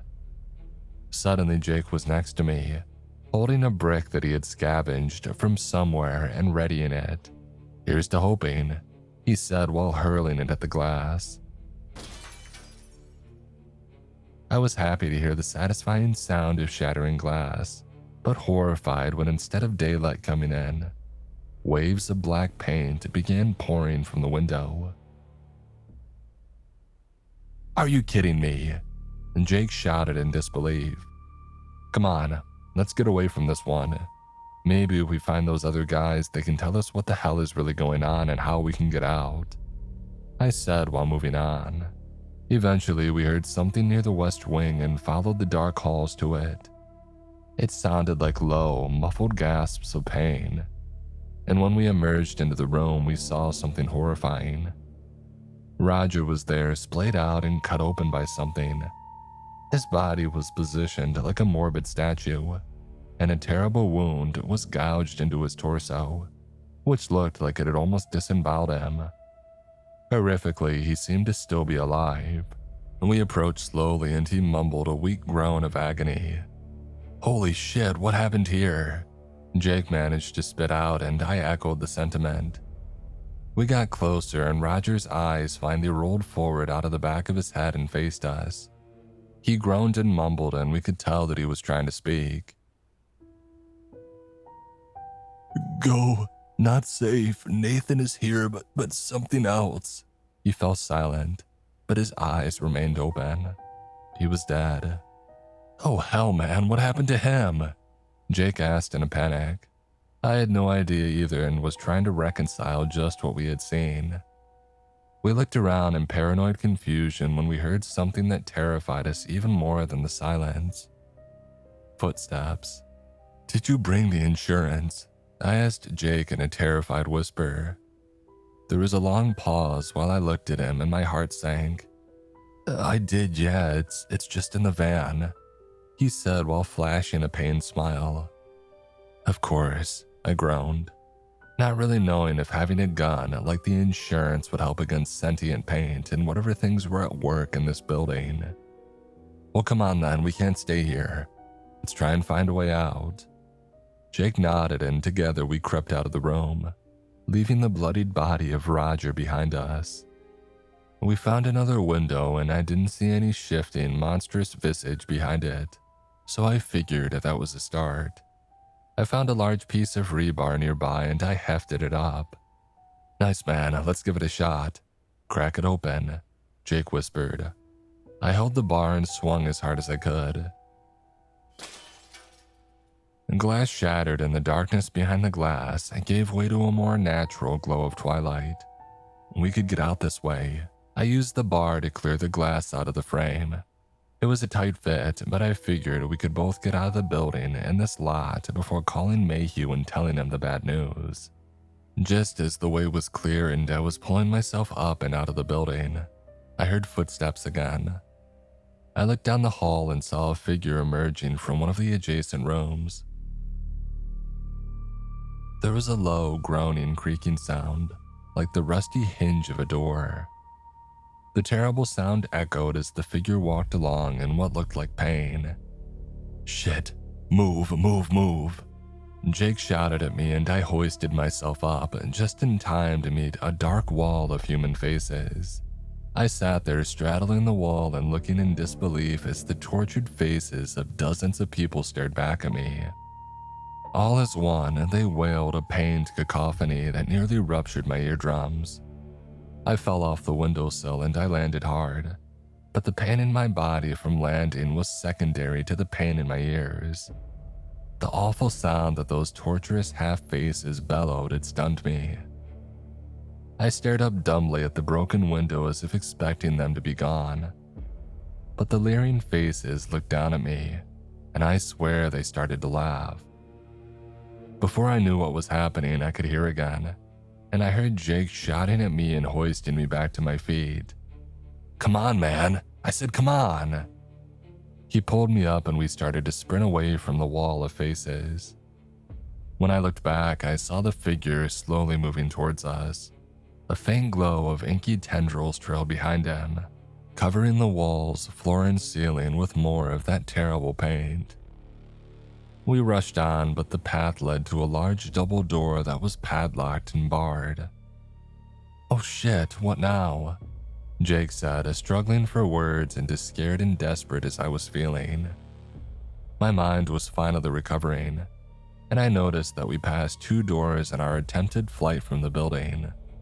"This way," I told him, as we moved reluctantly back towards our pursuer. We ducked into one of the rooms and closed the door just as I heard the awful creaking and groaning sound getting closer. The room was small and had old filing cabinets and 2 busted down desks. We took cover under one of them and tried to stifle our strange breathing as we waited to see if the thing would follow us in. For several minutes, we sat there in panicked anticipation. As we waited, I saw something in a half-closed drawer. It looked like a small silver locket. I reached into the drawer and it made a slight noise that Jake nearly freaked out about. I shrugged apologetically and removed the locket. I opened it and saw the portraits of 2 young women. I turned it over in my hand and saw that the locket had likely been a gift. There was an engraving which read, "To Lily, my sister and my muse. Love, Sam." "What's that?" Jake asked. "I'm not sure what it is or how it got here, but something about the face in this locket feels weirdly familiar." Jake frowned. "Alright, man, just don't put it on or get possessed by some ghost girl. I'm not gonna deal with that tonight." I agreed and nearly laughed at the absurdity of our situation. For a moment I thought that it might be safe to leave, that maybe we had given our pursuer the slip. I was just about to stand up when the door handle rattled. The door opened with a terrible creak and we both knew that the thing was in the room now. The smell of old paper was replaced by the sickly sweet smell of something rotting, as well as the strong fumes of fresh paint following close behind. I couldn't bring myself to look over the desk. It was in here now. Jake sat next to me shivering but trying to stay silent too. His eyes bulged suddenly and I stole a glance at what he was looking at. It was a snaking tendril of paint that moved past the desk that we hid behind and slowly climbed up the adjacent wall. We heard shambling steps in the room and a terrible gasping sound like a person struggling to breathe. Eventually, the paint on the wall began to take shape and form into the silhouette of a face. Jake shook his head and closed his eyes. I knew that we shouldn't look back, but if we stayed in that place, we would have no choice but to. I had an idea then, and it was a bad idea, but we were in trouble if we didn't do something. As the face began to form, I knew whatever it was would see us, and so I leapt forward and put my back to the face to try to cover its eyes.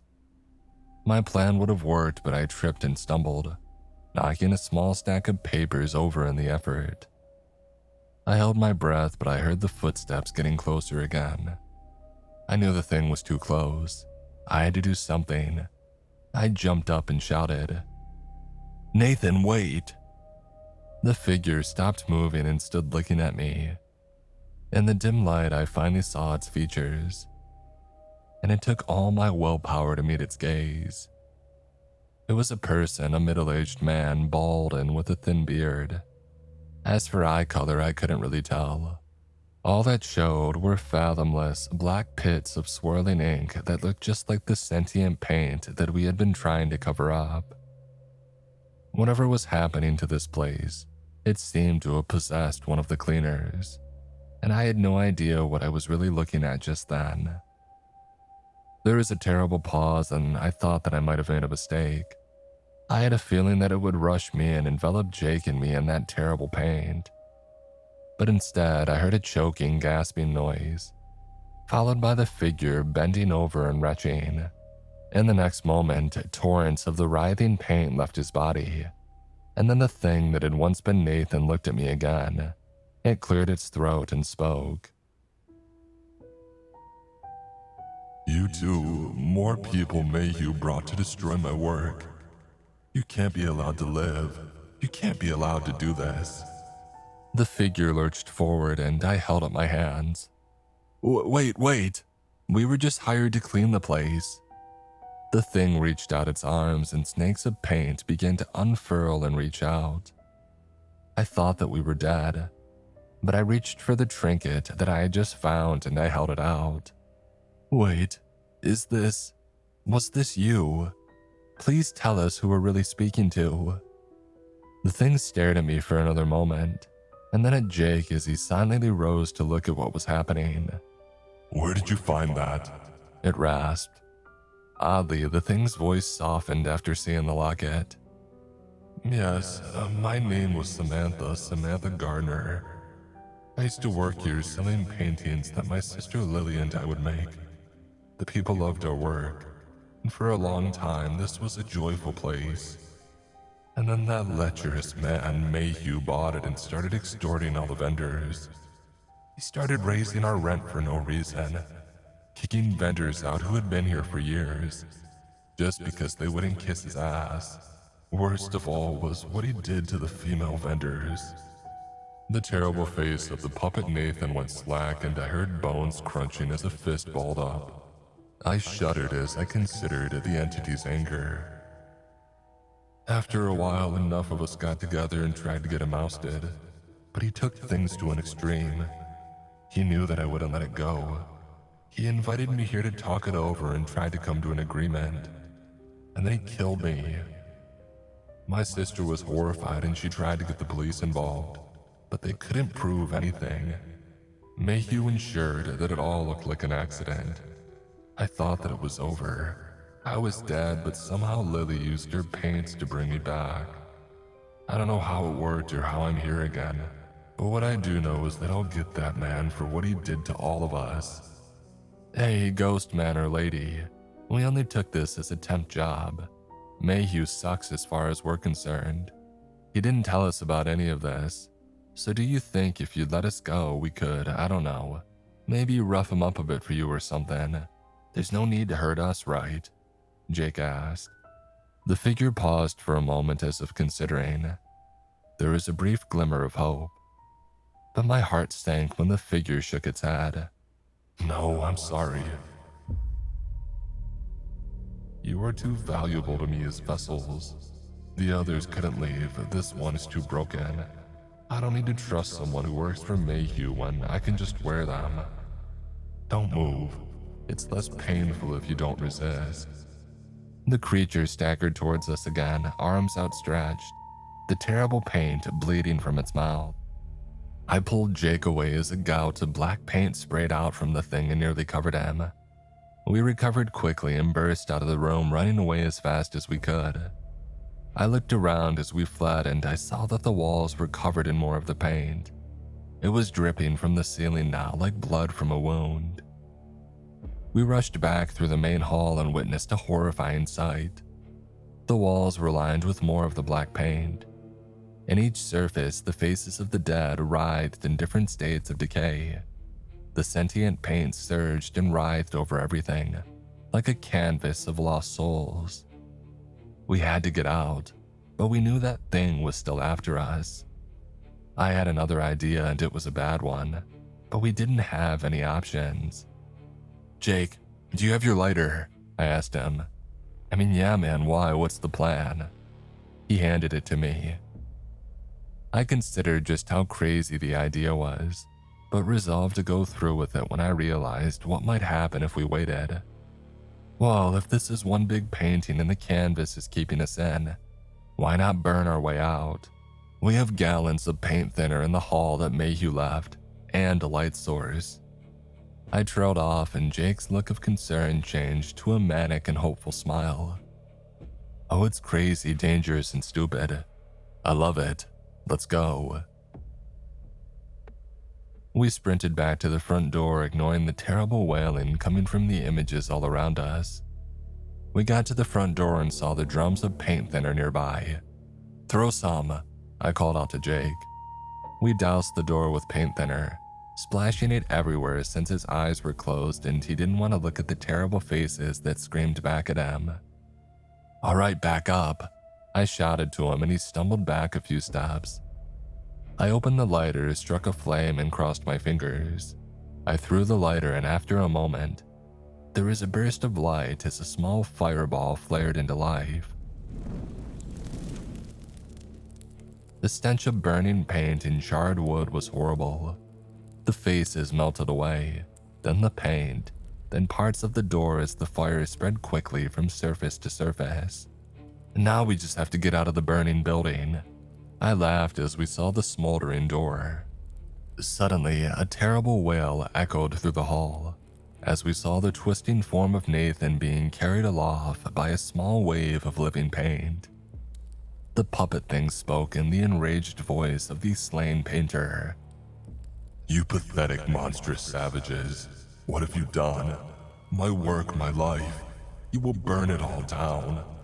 There will be no justice for us all, no future. No more art.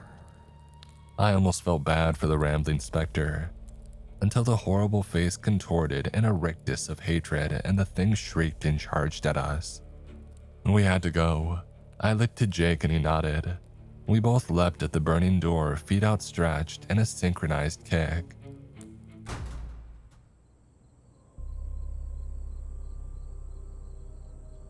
The door smashed open and we tumbled out into the cold night air. We gasped at the fresh air and scrambled away from the burning building. The paint monster continued wailing but could not follow us through the veil of flame. As we watched it burn, we saw the outside tendrils of paint begin to wither and dissipate, despite the lack of touching flame. "Should we call 911?" Jake asked. I considered it for a moment, and then I heard the shrieks inside of whatever still lingered. Nah, let it burn for a bit.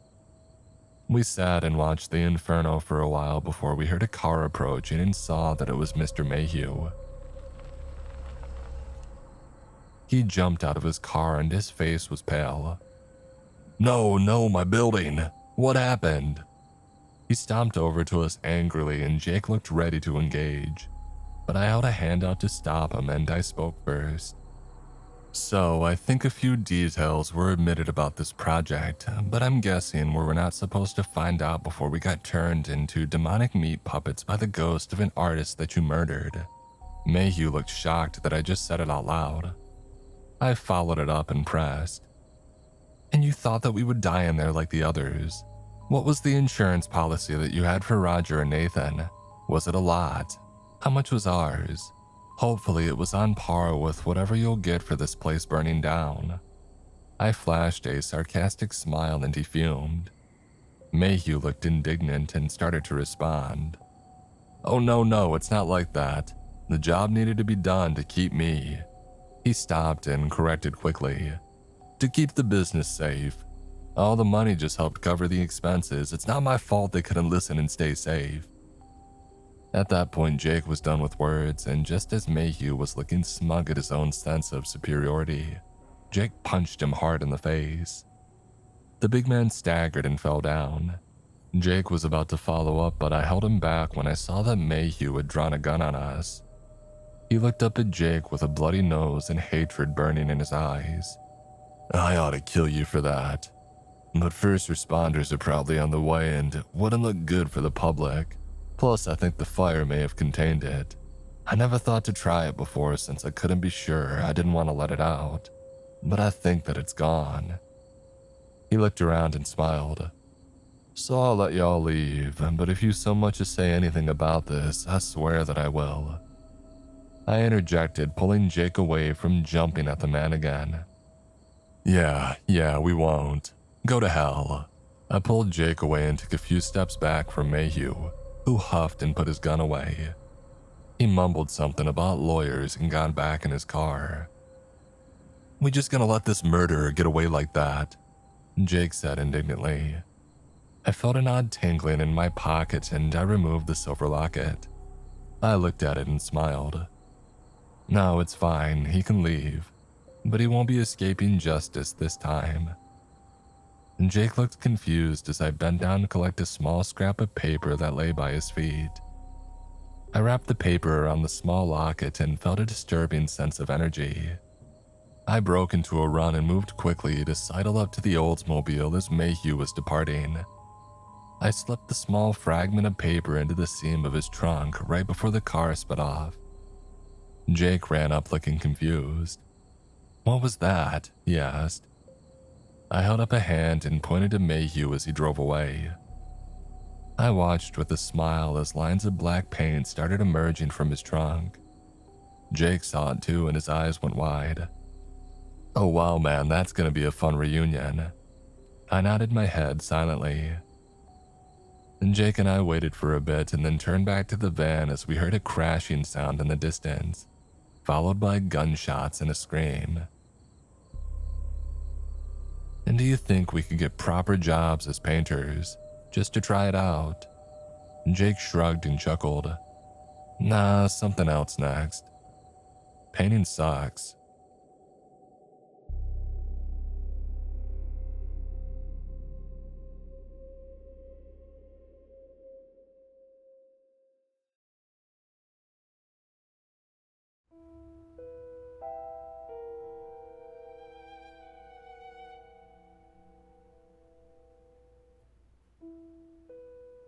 I won't beat around the bush. I might as well get right to it. The instructions for the successful defense of the Tartarus Mall are sure and simple. First things first, Tartarus ain't actually the mall's name. That's just what I call the place on account of the store that I have to guard. I won't tell you the mall's proper name for security reasons. But yeah, so one of the stores in the mall is called Tartarus, and this store is perpetually closed. I've never seen it open. A metal sheet lives across its door and its window displays are always empty, boarded up even. The instructions, to put them simply, are as follows. 1. Watch Tartarus. 2. Don't let anybody in. 3. Don't let anyone out. Boom. I work the shift from 8 p.m. to 4 a.m. Monday to Friday. It gets pretty damn boring. The mall closes at 9 and the last staff are out by 9:20. And then it's just me. Just myself, a gruff and relatively miserable late middle-aged man all alone in this mall. There are 5 other men like me, or hell, some could be women I guess. 2 of them do the weekend I hear. The other 2 do weekdays. One works 4 a.m. to 12 noon, and the other from noon to 8 p.m. We're not supposed to meet each other. That being said, I'm pretty sure that I bumped into the guy who works the noon to 8 p.m. shift one time. He just had this look about him. 20 or so years younger than myself, I should think. Hard to tell since he was wearing a mask, but he had seen some shit. You can see it in their eyes. He nodded at me as I passed him by, seemed to realize that he was running late. Could have just been a stranger, I guess, ex-military or something, but I don't know. I just had a feeling. I'm working right now, in fact. It's a typically dead and quiet night. The moon is out and its light shines through the purple-tinted glass of the roof, washing the vast, open plan of the mall in a pleasant and dreamlike violet. I glanced over at Tartarus. The metal sheet door sits resolutely in place. The windows are dark and dead. You can hear stuff coming through sometimes, whispers and mutterings. On some nights, the metal rattles. Those nights ain't fun. I take a sip of my coffee and I lean back in my chair. I say my chair. It's one of the mall's massage chairs. It isn't turned on, but it's still comfy. As I try to relax, the music in one of my headphones starts cutting in and out. I grumble in frustration and pluck the bud from my ear to fiddle with it. Damned things. I need new ones really bad, but I wouldn't have the faintest idea what to look for. My daughter got me these 8 years ago, I think it was. And they might have been good then, but they ain't much good now. They've held out pretty well this whole time though, so that's something I guess. But still frustrating.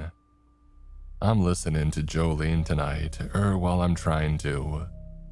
My employers are secretive people. I was scouted for this position and you know what, it actually pays pretty well.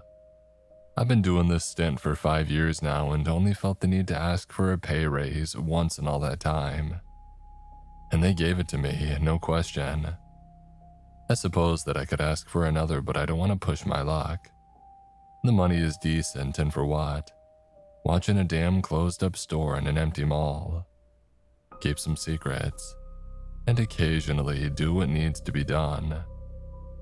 I take a sip of my coffee. I think back to my early days, back to when my daughter was still just a youngin'. I was far more curious about it all back then. I mean, hell, who wouldn't be? I glanced over to the metal door of Tartarus. And towards the end of my very first week, I had already dislodged that thing. It ain't hard if you've got a bit of strength to you. Raise it up and then unlock the barred door behind. Easy enough if you have the key. And then you can just stroll right on in. I don't know what kind of store Tartarus might once have been. I remember looking around and the walls were painted red and black and gray and they were peeling. Scuffs and scratch marks streaked the carpets. The place was pretty empty, although not entirely so. There's a dusty old right-angled counter in the middle, and I remember seeing a clear plastic spray bottle half filled atop this counter. No cash register, no items or racks or shelves. Just this one bottle, a small rag, and a marker pen right beside it.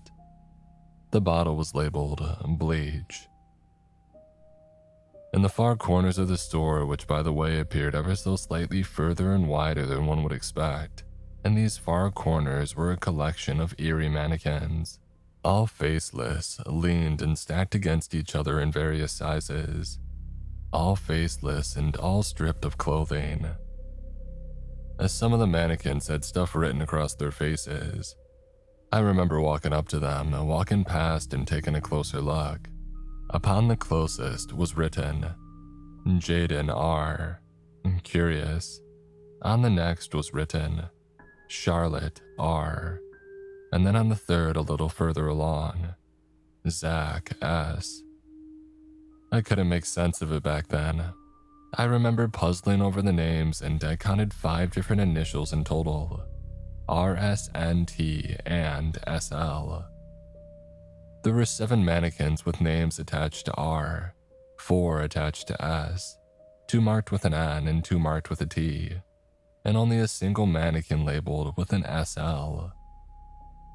One of these mannequins, a male figure labeled with a T, had been crossed through with a large black X, and 5 of them were entirely blank.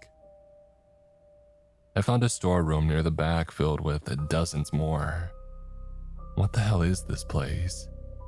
And you know, these mannequins weren't even the weirdest thing about the abandoned store. The weirdest thing by far was hidden behind the counter, right in the center of the room. A singular, deep, dark hole, right there in the middle of the floor. Goddamn, I had murmured aloud, peering cautiously down. The hole in the ground reminded me of one of those kids' slides, the types you see in McDonald's funhouses and ball pit playpens. Old and dusty and grimy, hard plastic. It went down about 6 or 7 feet into the darkness and then rounded a gentle corner. And there was something else too. Around the hole and around the tunnel's entrance, there's this general creeping sense of unease. It's tough to explain. There's this sense that the floor upon which you walk is fragile. Far more fragile than you give it credit for. That everything is more fragile than you give it credit for, in fact. It's a cold and clammy sensation, and it gets right under your skin. You can hear the whispering more clearly when you're around the hole too, if you stay there long enough. In my early days, I would stick around that creepy tunnel for ages, despite the unease. The allure of the mystery was too great. Almost an hour at a time. I even went down into the tunnel too, despite my caution. I poked around and had a good look to see where it led. I quickly stopped doing that. I don't go into Tartarus anymore. Not unless I have to. Not unless I really have to go down into that tunnel, but thankfully such an occasion is rare. I shiver. I don't much feel like talking about that right now. I take another sip of coffee, sighing with frustration as my right earbud cuts out yet again. Ah, damned thing. I take it out to fiddle with it some more, and in doing so, my ears pick up the sound of a pattering in the distance. My senses are primed at once. I reach into my pocket and I pause the music. I stand from the chair, set down my coffee, and determine from which direction the noise is coming from. The pattering rises into a murmur, and before long I hear the laughter and muffled speech of what sounds like a group of teenagers. Oh great, I haven't had to deal with something like this for a while. I check my watch. 1 a.m. I wonder what the cause could be this time. A break-in perhaps, or maybe just a group of idiots who hid away in some store and waited for the mall to close. Maybe they're doing some kind of YouTube video. That's what the last group were doing. When was that? August or September? I shake my head with a grumble. Yeah, idiots, I mutter, deciding on tonight's approach and folding my arms, waiting for the group to round the corner at the far side of the mall's open plan. Their laughter becomes louder and louder, growing more obnoxious with each step. They round the corner and my suspicions are confirmed. 5 teenagers, all washed in that subtle purple light. I'm standing so still that it takes a second for them to spot me. Once they do, however, their laughs cut out at once and the pattering ceases as they come to an awkward and sudden stop. I let the moment hang in the air and then I break it with a simple, "You kids shouldn't be in here, and get the hell out before I call the police." The one in the front opens his mouth to say something and glances at me from Tartarus and then back. I narrow my eyes. Interesting and troubling. I'm really hoping that these dumb kids aren't here to see Tartarus. Though none of them have their phones out, it doesn't look like they're filming any kind of video. "What are you doing here?" the kid at the front asks. He's got some stubble around his chin and an oversized white sweater.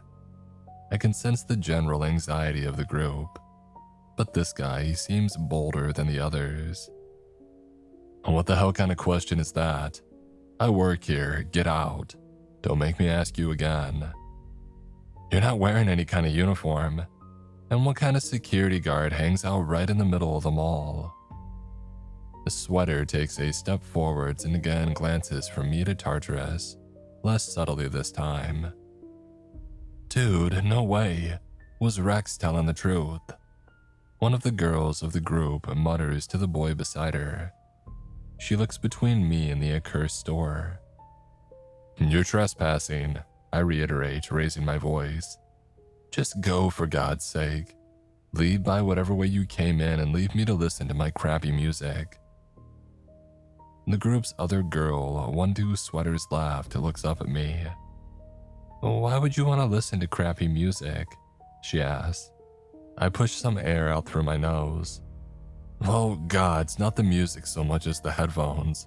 Look, that's really not important," I falter, squinting. "Hey, wait, don't I know you? You're one of Abby's friends, right?" Abby is my daughter. The girl's eyes widen as she takes a step back. Yeah, I know you. For God's sakes, I'm Abby's father.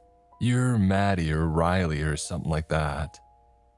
"Avery," she squeaks. "Yeah, that's it. Look, I remember you and you're a good kid. I'm sure you all are. So just get out of here. This is your final warning." "What about Tartarus?" Sweater asks me. I take another step towards the group. "What about it?" Well, what's in there? Nothing. That's a lie, chimes in one of the others, a boy to Sweater's right, long blonde hair over his fringe. There's stuff in there, we know there is. I take another step towards them.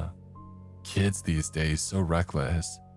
Back when I was young, if I had seen somebody like me in a place like this, at a time like this, I would have ran for my life, not engaged in chit-chat. I don't know who you've been talking to, I reply through gritted teeth, but I can assure you that there's nothing of interest to you or to anyone in that empty, old closed-down store. So you won't mind if we take a look around then? Sweater replies, and he draws from his pocket. My key. I am actually taken by surprise. It glints violet in the light, but it's my key all right, there's no doubt about it. The long, sharp, and serrated silver key to Tartarus. I can see the store's logo or symbol, or whatever emblazoned across the handle in black. How did you? Oh, you dropped it back there in the hallway. Careless. There's a tense pause. Now, Sweater shouts, and the group disperses. Avery goes with Fringe and a pair, but the others all split up and run their separate ways. Oh, for God's sake. I bellow out into the mall, taking off after them. I mean, how could I be so careless? I dropped my key, but that's impossible. I'm always so careful. Never in all my years have I lost that key. I watch as Sweater tosses something shiny and silver to the group's other girl before she sprints down an adjacent hallway, past a Claire's and a Starbucks. I am taken by the coordination and pre-planning of this group. Not because Sweater actually passed her the key, but because he pretended to. It was a quick motion, but I caught it. It was only a coin. The actual key was hurriedly and subtly passed to Fringe before they parted ways. I saw the hands connect. Oh, these guys are something else. I mutter as I change directions and head off after the duo. For God's sake, even if I get rid of them tonight, they'll probably be back.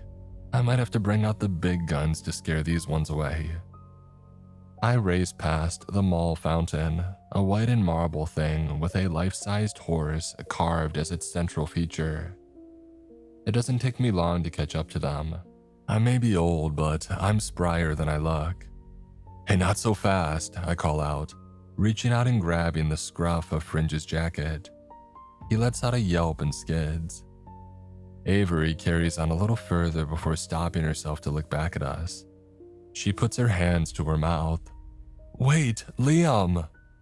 Liam, I snarl, looking down into the kid's face as I catch my breath. You've made a mistake here today, kid. Hand over the key and I'll think carefully about what it is that I'll tell your parents. If he's friends with Avery, then he probably goes to my daughter's school. And if that's the case, it shouldn't be too hard to work out who he is. I can't give you it, he stutters, not so confident now. Please. Oh Jesus, have a little backbone, have some self-respect, kid. Now give it over before you make me take it from you. I've given you guys enough chances already, and I'm really starting to lose my patience.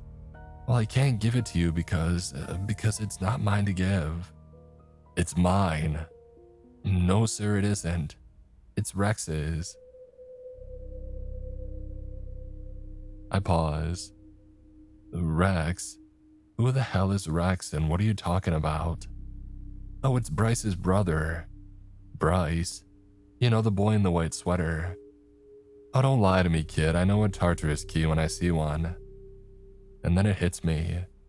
A cold feeling spreads out from my stomach, and I actually think to check my own pocket. The pocket that I keep the key in. And I realize that I've been duped. My key is right there in my pocket, and it always was. I draw it out, and it sparkles in the light. Silver with the black logo of Tartarus emblazoned upon it. Of course I didn't drop my key. I would never do such a thing. Which means, you have your own key. My voice had dropped and the entire atmosphere had changed. I think perhaps that Liam and Avery could sense this. I release Liam from my grip and he stumbles away. Avery goes to him and they look up at me as I try not to panic. Starting to get quite scared now. "Where did you get the key?" I ask them, and then louder. "Where did you get it?" "I told you, Bryce's brother. I'm sorry, we thought that there might be someone guarding the store. Rex was drunk the other night, he's always drunk, and he told us." "What? What did he tell you?" "Well, he told us about Tartarus." "Is Rex one of the guards? Could he even be the guy that I saw that one time in the mall?" The sweat begins to bud on the back of my head. Very slowly and very calmly, I say to them, "Just give me the key, that's it." Liam glances to Avery and she checks her watch with a glance. "Bryce never gave me the key," Liam says in a quiet voice. "He kept it the whole time." He turns out his jacket pockets and they're empty. I would be able to see its outline if they were in his jeans. I put my hands on my head. Fool me once, shame on me. Fool me twice, shame on me. I hear the sound of the metal sheet door of Tartarus being raised in the mall down the corridor behind me, and I shoot a look back into the purple gloom. "They'll have joined up with the others by now," Liam says. "The others?" "Oh, there's a whole group of them going down, like 7 or so. I think I said I'd be a part of the distraction." I turn to stare at Avery. She must see something in my eyes because she recoils. "Avery, is Abby with you? My daughter, Abby Jones. Come on, I know that you know her. You guys are friends." She pauses. "No, she isn't with us." I'm not convinced, and I can hear the running of quick footsteps in the distance. "Avery!" I grab her by the shoulders and she goes deathly pale. "You won't get in trouble and neither will she. I get it if you're trying to cover for your friend, but you have to tell me. Is Abby a part of this group?" "No, I said no." She stumbles over her words. "We asked her if she wanted to come and she said that it was stupid." "Well, at least one of you has some sense," I retort, releasing her. I'm not convinced, however. I'm really not convinced. I take off back down the corridor, leaving the 2 quaking kids behind. "Go home," I shout at them, racing through the midnight mall. I stumble to a stop by my massage chair, staring in horror at the entrance to Tartarus. The metal sheet that covers the door is not currently covering the entire door. It's clearly been lifted and dropped back down, and it hasn't settled properly into place. I can see from here that the door behind it is open. "Oh, come on," I say as I make my way to the door and haul the metal sheet up with a grunt, pushing into the store itself. I am instantly struck with a wave of unease. Handprints and shoe prints are marked all over the dusty counter and the top in front of me. I glance to my right as I stride over. The nearest mannequin rests awkwardly against the wall, a faceless man with his arm raised in a sad and silent wave. Darren R. It is written across the mannequin's face in black marker. I swallow with a dry throat. Could that be your writing, Rex? I try not to think about it, and I'm not supposed to know. I jump the counter and look down into the dark, hard plastic of the tunnel on the floor. I run my hands through my gray flecked hair and I look around. The mannequins watch silently, judging. I swear some more and I slam a fist down onto the counter. I think over the instructions. 1. Watch Tartarus. 2. Don't let anyone in. 3. Don't let anyone out. I also think about whether or not my daughter might be amongst this group of young idiots. How close she was to the people who had just leapt so foolishly down into the dark. I consider what I would want if another parent saw my Abby head down into such a dangerous place. And after a moment, I sigh and return to the front door of the store, locking it closed behind me, and then heading back to the hole behind the counter. I don't get paid enough for this shit, I mutter as I prepare to follow on down. The tunnel in the ground seems to know that I intend to enter. The whispering coming from the depths increases, becoming a fog-like shivering and rattling around the back of my head. I sit myself down on the tunnel's edge, and with one last deep breath, I push myself off the side and drop down into the dark. The hard plastic of the tunnel carries me down and around the corner like a slide as it goes down, turning this way and that before steadily leveling out. I grunt and readjust myself as I slow to a stop.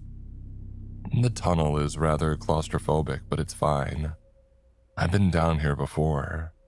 I have to turn onto my front, on my hands and knees.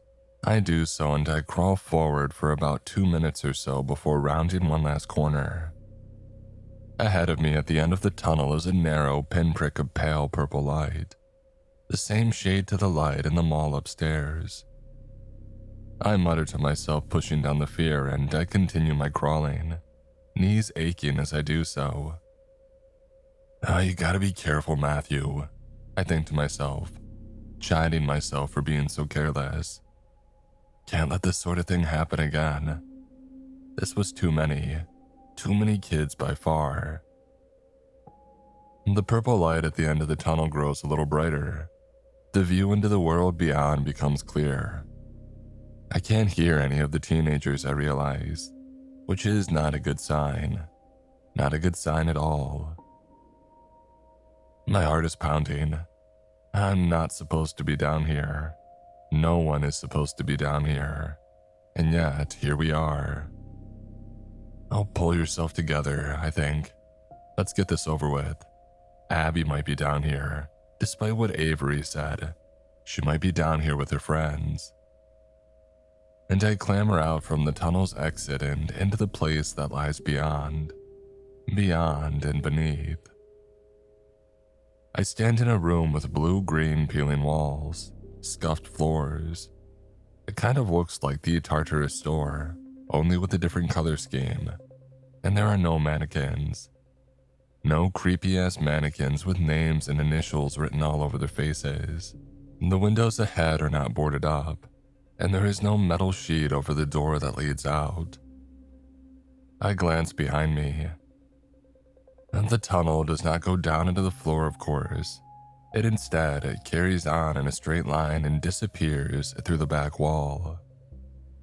I return my gaze to the room's front door and I stride towards it, heading out and into the plain beyond.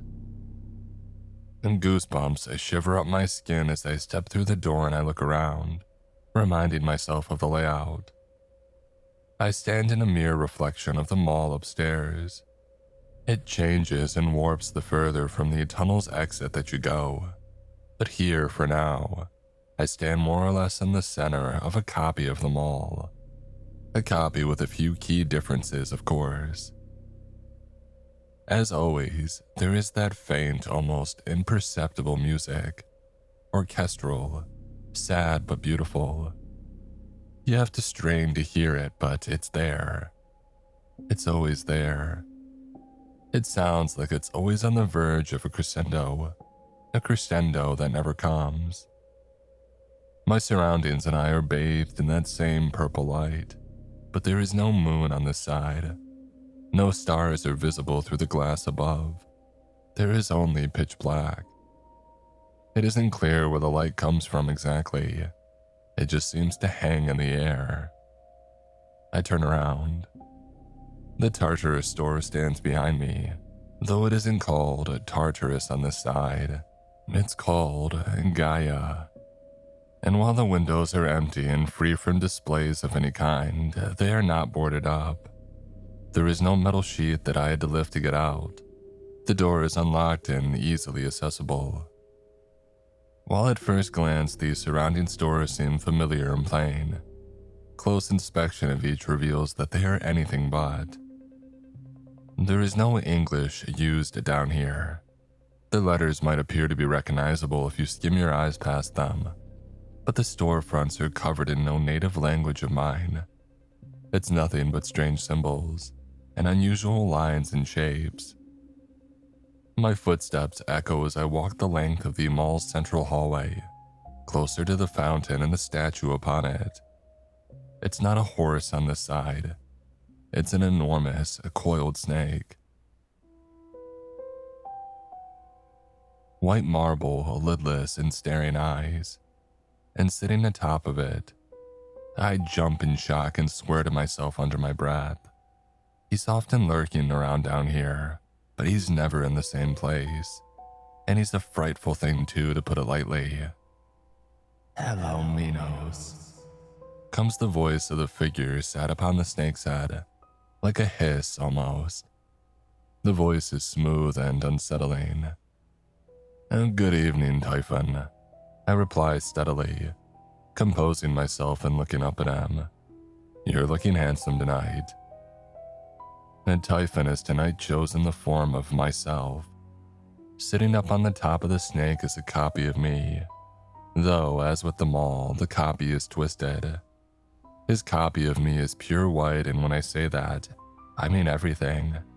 The hair, the skin, the clothes, all a mist-like, ghostly white. All except for the eyes. There is no color in the eyes, just a void black. Typhon grins and flickers out his tongue like a snake's. He cocks his head at me. "Oh, you've made a tragic mistake tonight, haven't you, Minos?" Typhon does not know my name. It's safer that way, and I intend to keep it as such. He knows that it begins with an M, however, and he chooses to refer to me as Minos.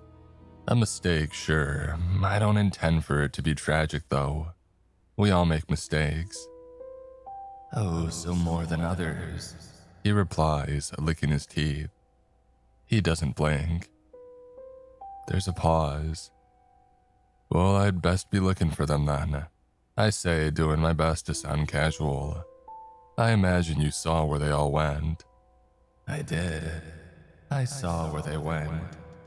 "And I don't suppose you're going to be telling me, are you?" "When did I become so predictable?" he says with a stretched white grin. "Yeah," I mutter in response.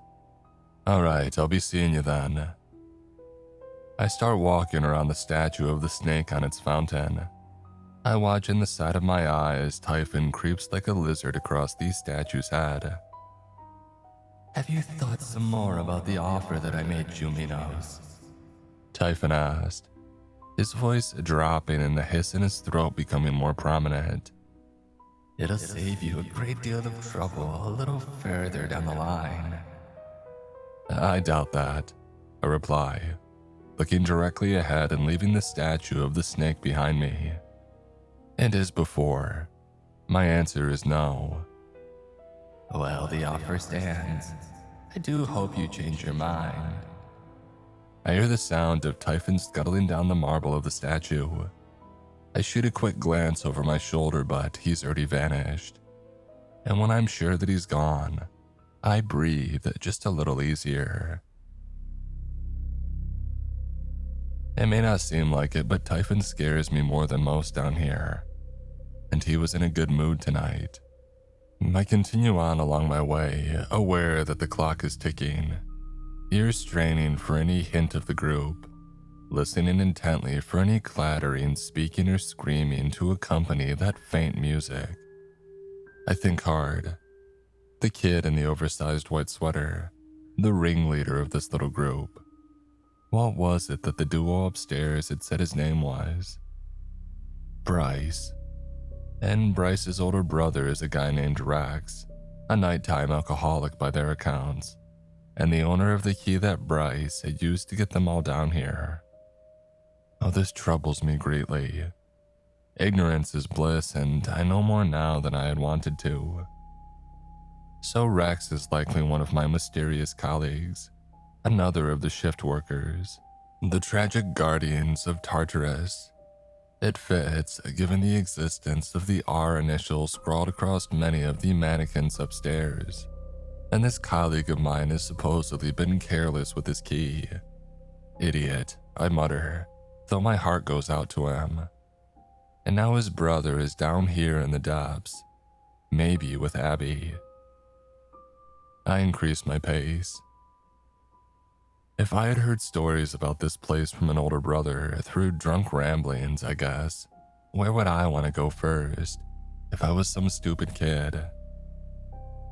A couple of potential answers come to mind and I settle on one, adjusting my course and heading to the right. I pass beneath the silent, watchful gaze of the eerie storefronts on either side. The color schemes, all washed in violet of course, seem vaguely familiar in one's peripheral vision. But when you turn to look directly at them, well, as I said, they ain't anything recognizable, dreamlike and nonsensical. I can hear voices ahead, male and female kids' voices. It's them all right. I start jogging. I round the next corner. In the mall upstairs, the actual mall I guess, this right here would be one of the mall's exits. The corridor leads to a large bookstore, and if you walk right through the center then you leave into one of the parking lots. You can see the exit from the store's entrance. Down here, however, beneath Tartarus, the bookstore does not lead to an exit. It only leads into more corridors of the mall. There are no windows. There are glass panes in the walls, sure, but they only give you a view back into the mall, not to the outside. The layout starts getting weirder from here, more labyrinth-like, less Euclidean, if it please you. In the center of the bookstore is another feature that is missing in the one upstairs, a giant carved titan. It cowers with one hand above its monstrous face, snarled in rage and fear. As with the snake and I suppose with the horse, it appears to be made of white marble, and it is so huge that it takes up the bulk of the room's center. Even the escalators do not rise above the top of its head. And the teenagers are in here. There are 7 of them, as Liam and Avery had suggested there would be. There's Bryce again, the white sweater guy. There's the 2 from the initial group, a boy and a girl, and 4 new ones. I am relieved to see that Abby is not with them though, and it appears that Avery may have told the truth.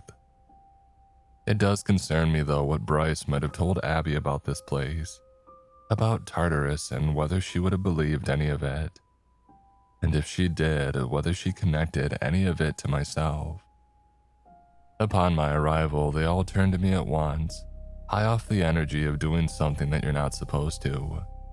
The feverish excitement of being in some place secretive and strange. None of them have any idea what sort of danger they're in. I can see it in their faces.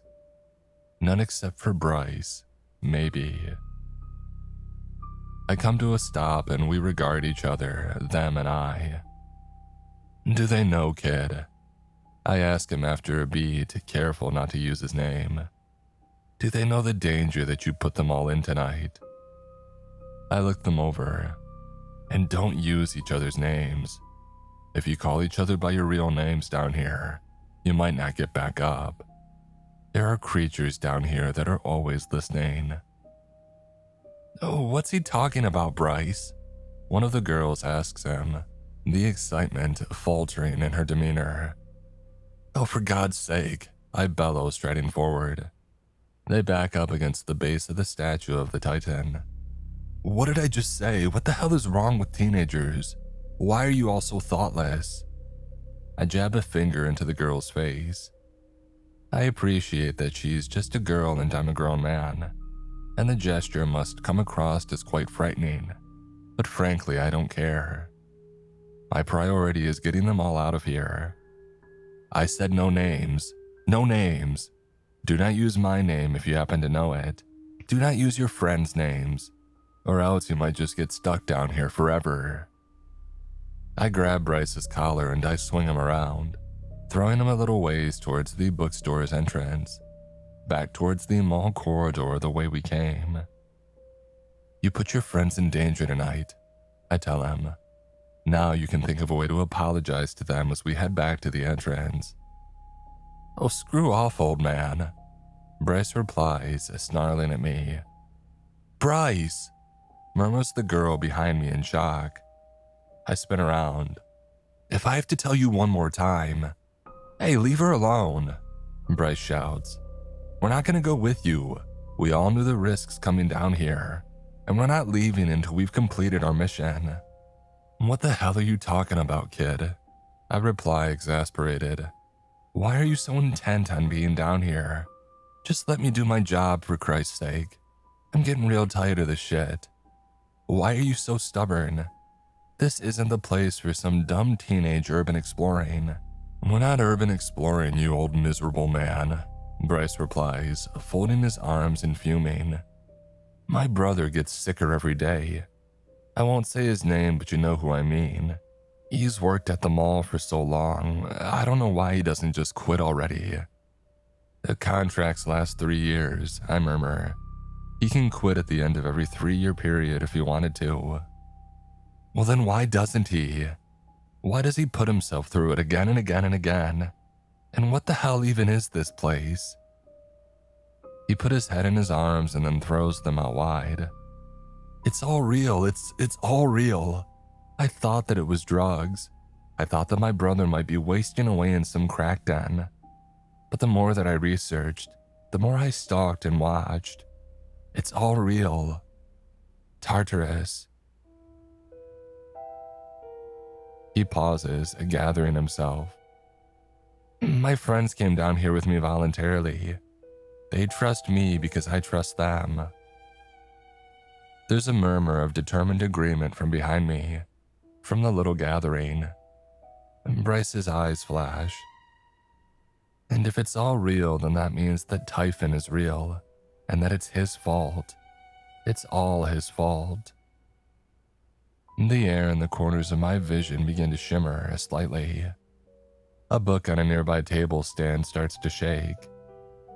Kid, I say carefully and quietly. I walk forward and try to usher him onwards. It's time to go. He shoves me away and his friends go to stand by his side, staring back at me, some anxiously, some defiantly. It's Typhon's fault that my brother is stuck in this job. I'm not sure how exactly, but I know it must be his fault, and I know that he's evil. So we're gonna find him and we're gonna kill him. I cannot help a panicked laugh escaping my throat, which seems to rile Bryce up even further. Kid, what are you saying? You think you'd be able to kill Typhon? You think you'd be able to, even if it were possible? This is insane. Unless you want to put your disappearance on your brother who's already struggling, then go back to the entrance, all of you.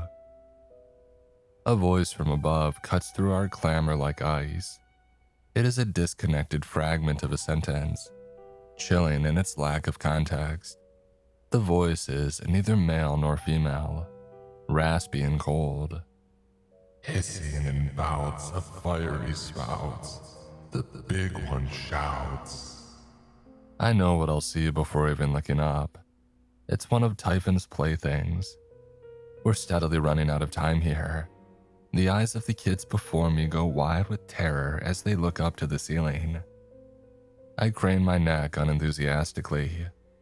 Above us is the plaything in question. It has the rough form of a human. Like Typhon, it's entirely white. But unlike him, however, the thing has no eyes. No features on its head at all, actually. No face, no hair, no ears. Just a blank canvas. It has one large mouth in the center of its chest. The mouth puckers and it salivates as it creeps across the ceiling.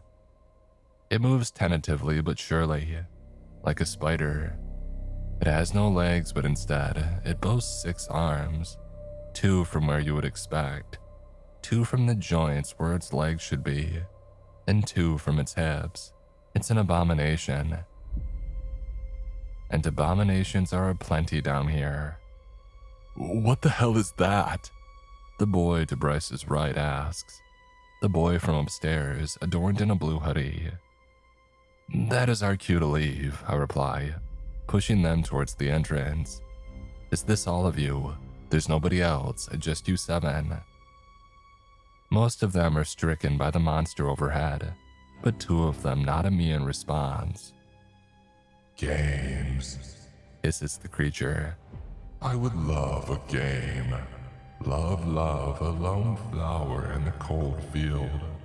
Its ramblings are lost to a general murmur as I quickly draw the door to the bookstore closed behind us.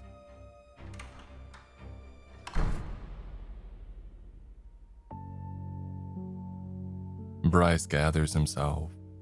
He glares at me with a purpose and determination well beyond his years. I came here for a reason. There are worse things than typhon down here. My brother talks in his sleep. He mumbles when he's wasted. I know what needs to be done and I'm not afraid. And the kid pushes right past me. He slams open the bookstore door and races right through to the doors on the opposite side. Blue Hoodie goes with him. One of the new girls goes as well. I've got your back, man, the boy shouts as he joins his comrade. Yeah, we're with you, the girl cries. You idiots, you'll never see the daylight again. I roar after them, painfully conscious of Typhon's plaything, scuttling across these shelves above and after them. I swivel back to the rest of the group. My chest tightens up. Fine. They want to disappear so badly, then so be it. Forget them. Anybody else want to die down here in the dark? I am met with stricken silence. Good. Then let's go. I grab two of them and start to run back through the mall, but I let them go after a few seconds. They are all running with me this time, back through the corridors and back past the statue of the snake. I glance up, but Typhon himself has vanished. He could be anywhere now. We stumble towards the entrance to Gaia. In you go, I pant, and grimacing as I catch my breath and stretch out one of my legs. Back through the tunnel. One of the girls turns to me. She's from the original group that I saw upstairs. Curly black hair. But what about Bright? She stops herself. What about the others? We can't just leave them. I clench my jaw. Hey, they made their choice and I ain't their babysitter. She grabs me by the sleeve. Oh, please, sir, please. I'm sorry, okay? I'm sorry that we made you come down here, and I'm sorry that we all thought this was a good idea. But you can't just leave them. I look at the faces of the kids before me, hesitating. They'll never give up, says one of the boys. Never. If you don't go after him, then he's going to die. Please, we're sorry. I blow some air through my nose. I ain't giving you my key, I tell them. And if I go up to unlock the Tartarus door for you, then by the time that I get back down here, it'll be too late. If I go after them, then who knows what'll happen. There's no telling when I'll be back. You might have to wait for the next person on shift to come and let you out. Oh, that's not so bad. One of the boys replies bravely or foolishly.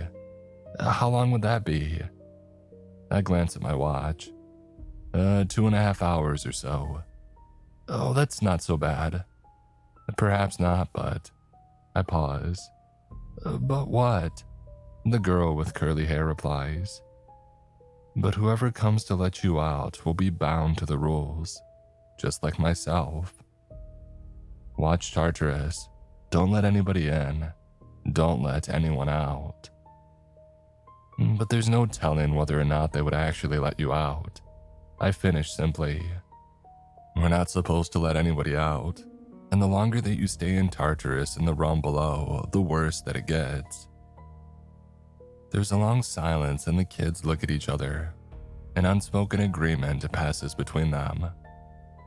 Guys? Curly asks, and the others nod. She turns back to me. Please, we can wait. Just go after them. I consider the request and then speak quietly. For God's sake. I point to the tunnel. Head up anyway. I don't want you creeping around down here. Head up to Tartarus and wait for me there. I start jogging away again back through the mall. I turn to look over my shoulder and I jab a finger at them. Hurry. And don't touch those mannequins. And as they scurry back to the tunnel, I let out a heavy sigh and I carry onwards. Onwards through the purplish light of the world below. For better or for worse. God help me. Racing through the mall, I again reach the bookstore, the store that marks the edge of this branch of the complex. I put a hand on the glass pane on the window and I look through, peering this way and that for any sign of Typhon's abomination. "Oh, where are you?" I mutter as I cautiously push through, taking the key from my pocket and brandishing it like a weapon. The door squeaks as I step inside and it closes behind me. Step by step, I walk the length of the room, round the statue of the agonized Titan in between the still and silent escalators. Nothing. Though this is not necessarily a good sign, it likely followed on after the trio. Already across the room, I push through the next set of doors and out into the corridor beyond. To my left and right are more stores.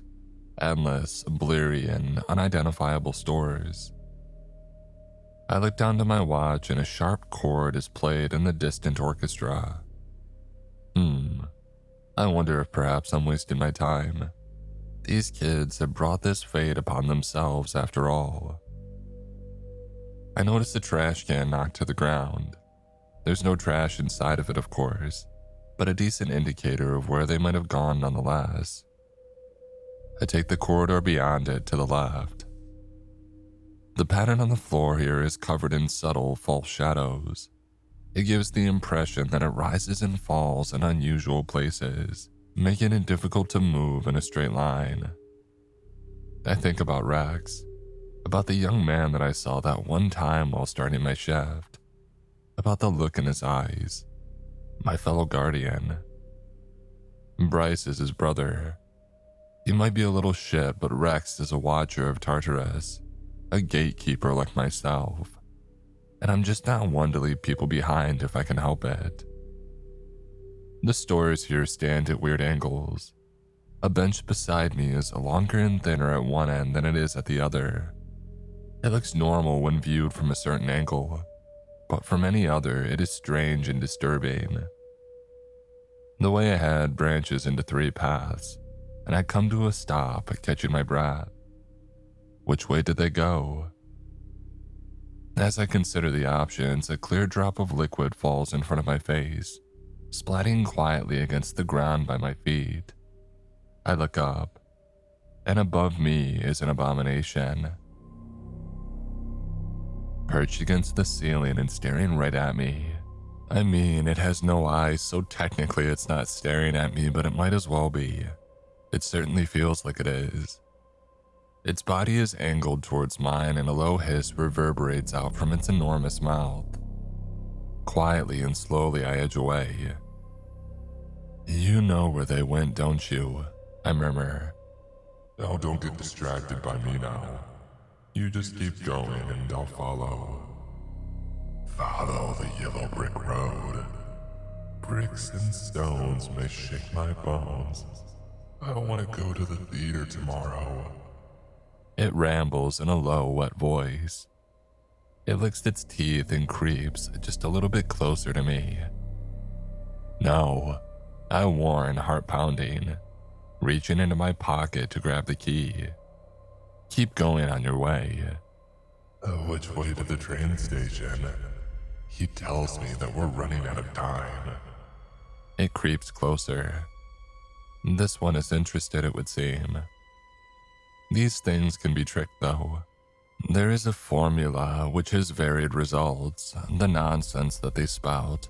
They react to the things around them, but sometimes they provide glimpses into their former lives, and you can use that against them.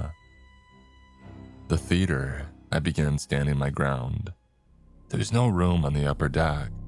We have to go to the lower floor. Lower the flag, the parade will end soon. The abomination whispers, as the sweat down my back starts to chill. Still, it creeps closer. Saliva drips to the ground with another wet splat.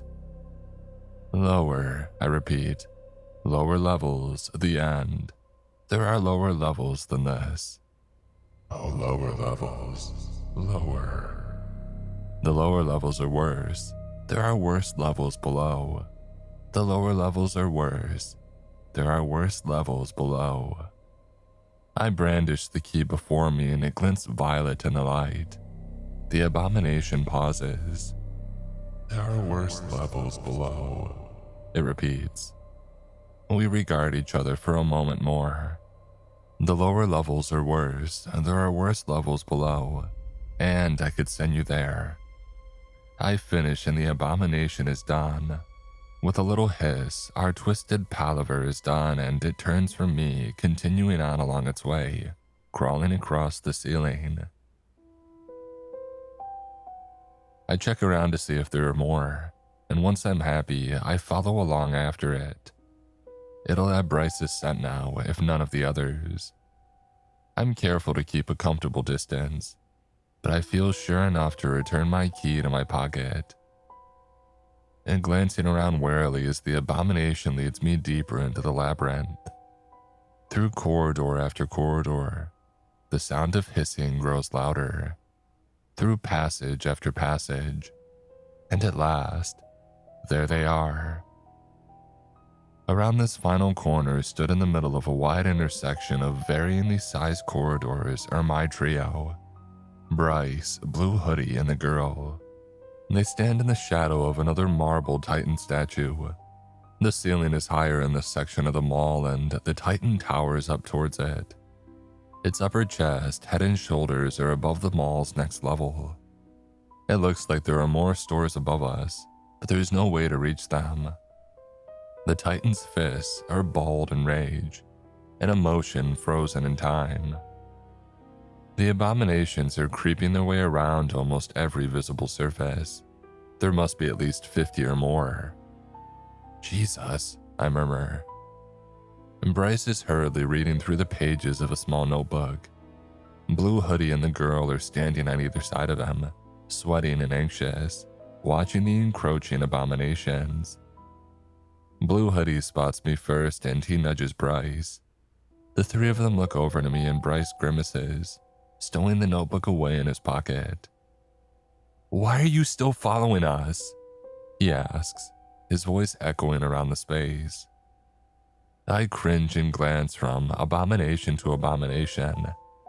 "They aren't going to hurt us," Bryce says, though he doesn't sound too convinced. "I know what they are. What they used to be." "You don't know jack shit," I reply. "Now what do I have to say to convince you to come back? There are people who care about you, you know. Not me, but people." Bryce half smiles and raises his voice. "Typhon," he shouts, to a sudden shiver of hissing around the room. "I want to make you an offer." I shake my head with gritted teeth as a cool draft blows down the nearest corridor. "Hello," Typhon replies. All eyes look up to see him leaning over the rail of the floor above us, peering down with that grin stretched wide across his face. He has taken the form of Bryce, an altered Bryce, of course, pure white with those black, unblinking eyes. The three kids draw a little bit closer together. "What do we have here?" Typhon asks as he drifts down from the rails like smoke, settling on one of the Titan's knees and resting there. "Two young gentlemen and a young lady." He looks over to me. His gaze is, as always, cold. "These fine folks with you, Minos." "Typhon," I mutter, raising a hand. "Just let these ones go." He laughs, and the abominations all perched and wait around us echo the sound with a series of hisses. "Oh, let them go. I'm not keeping them." Typhon's attention drifts back to Bryce, and he leans forward, resting his chin in his hands. His snake-like tongue flickers out from his mouth. "You think you have an offer to make me, young man?" "I know you like to make deals and bargains," Bryce begins, reaching into his pocket. But Typhon interrupts. Oh, do you now? You must know all sorts of things. How clever. A clever man. His grin stretches wider still, cracking the corners of his mouth. Clever, echo the abominations, hissing. Clever and cleaver meets to be cleaved. Four-leaf cleaver. My blood chills. Oh, and what kind of deal and bargain would you like to make with me today? Typhon asks, staring down into Bryce's face. Bryce swallows and draws from his pocket the key to Tartarus, his brother's key glinting purple in the light. What the hell are you doing? I hiss to him, but he ignores me. I will give you this key, Bryce says. He's doing his best, but he doesn't sound as confident as he did before. I will give you the key to Tartarus in exchange for something of equal value. And what would that be? Typhon asks, the purple-silver shine of the key reflecting in those black pools of his eyes. Release all the abominations attributed to R. Just let them go. Ooh, now that is an interesting request. Typhon replies after a pause, slithering around the Titan's knee and standing instead on his foot, a little closer to us but still a meter or so above the ground. Attributed to R, you say? Well, I don't have the first idea which of my playthings were the responsibility of your brother. You're a liar, Bryce replies, though still trying to keep his composure. Oh, so R is your brother then? I thought I had picked up on a family resemblance. Noted. So you stole his key. Are you sure that it's really yours to offer in trade? Bryce falters. Typhon chuckles and speaks on. And I'm not lying to you. It's so difficult to keep track of who sends me my playthings. And why would I care? It matters not who allows them down. I watch this back and forth with white knuckles and a clenched jaw. I don't know if Typhon is truly interested in the key. He's never expressed any particular interest in mine, though it's possible that Bryce knows something that I don't. Bryce grips the key a little bit tighter and he holds it a little bit higher. Let the abominations go. That's why my brother keeps doing his job. Year after year, it's because he can't forgive himself. He can't forgive himself for all the people that he's let through, and he'll never stop coming here until they're all free. The Typhon starts making his way towards Bryce. His steps are slow and lazy, but his eyes remain fixed resolutely on the boy. Do you know what I would do with this key? I would use it as bait. Your brother will try to come down here and retrieve it from me. I don't know how he'll get down without a key, but he's a smart lad. He'll find a way. I doubt his employers would accept such a loss. He grins. If they know that you were able to steal his key in the first place, well, then the damage might already be done. Bryce lowers his hand a little and he stutters. His employers? Ah, Typhon says, his eyes flashing. So you don't know everything then.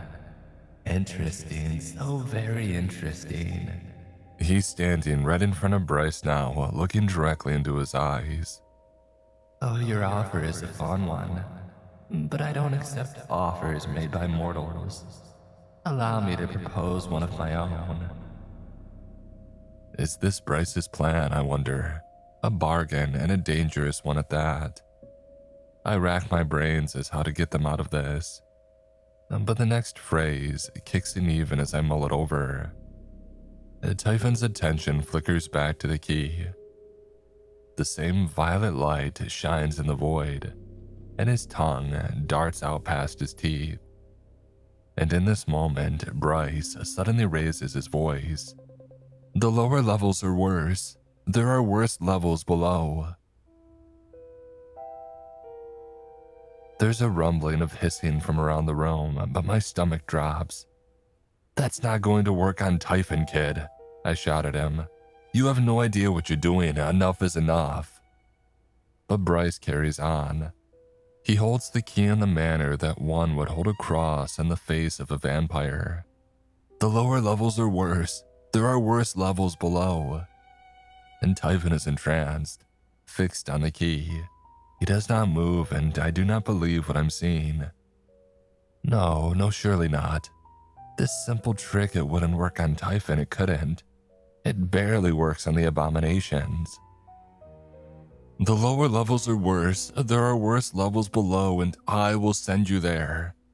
Bryce finishes, and in this exact moment, the kids to either side of him, the boy and the girl with their eyes downcast and barely moving, extras even, not worth a second look, completely devoid of Typhon's attention, they jump suddenly into action. And two sharp blades, long knives drawn from inside their clothes, are stabbed into Typhon's chest. There's a sudden scream and a blast of icy Arctic wind. The abominations and the kids and myself are all knocked backwards as the screech echoes around and around the hall.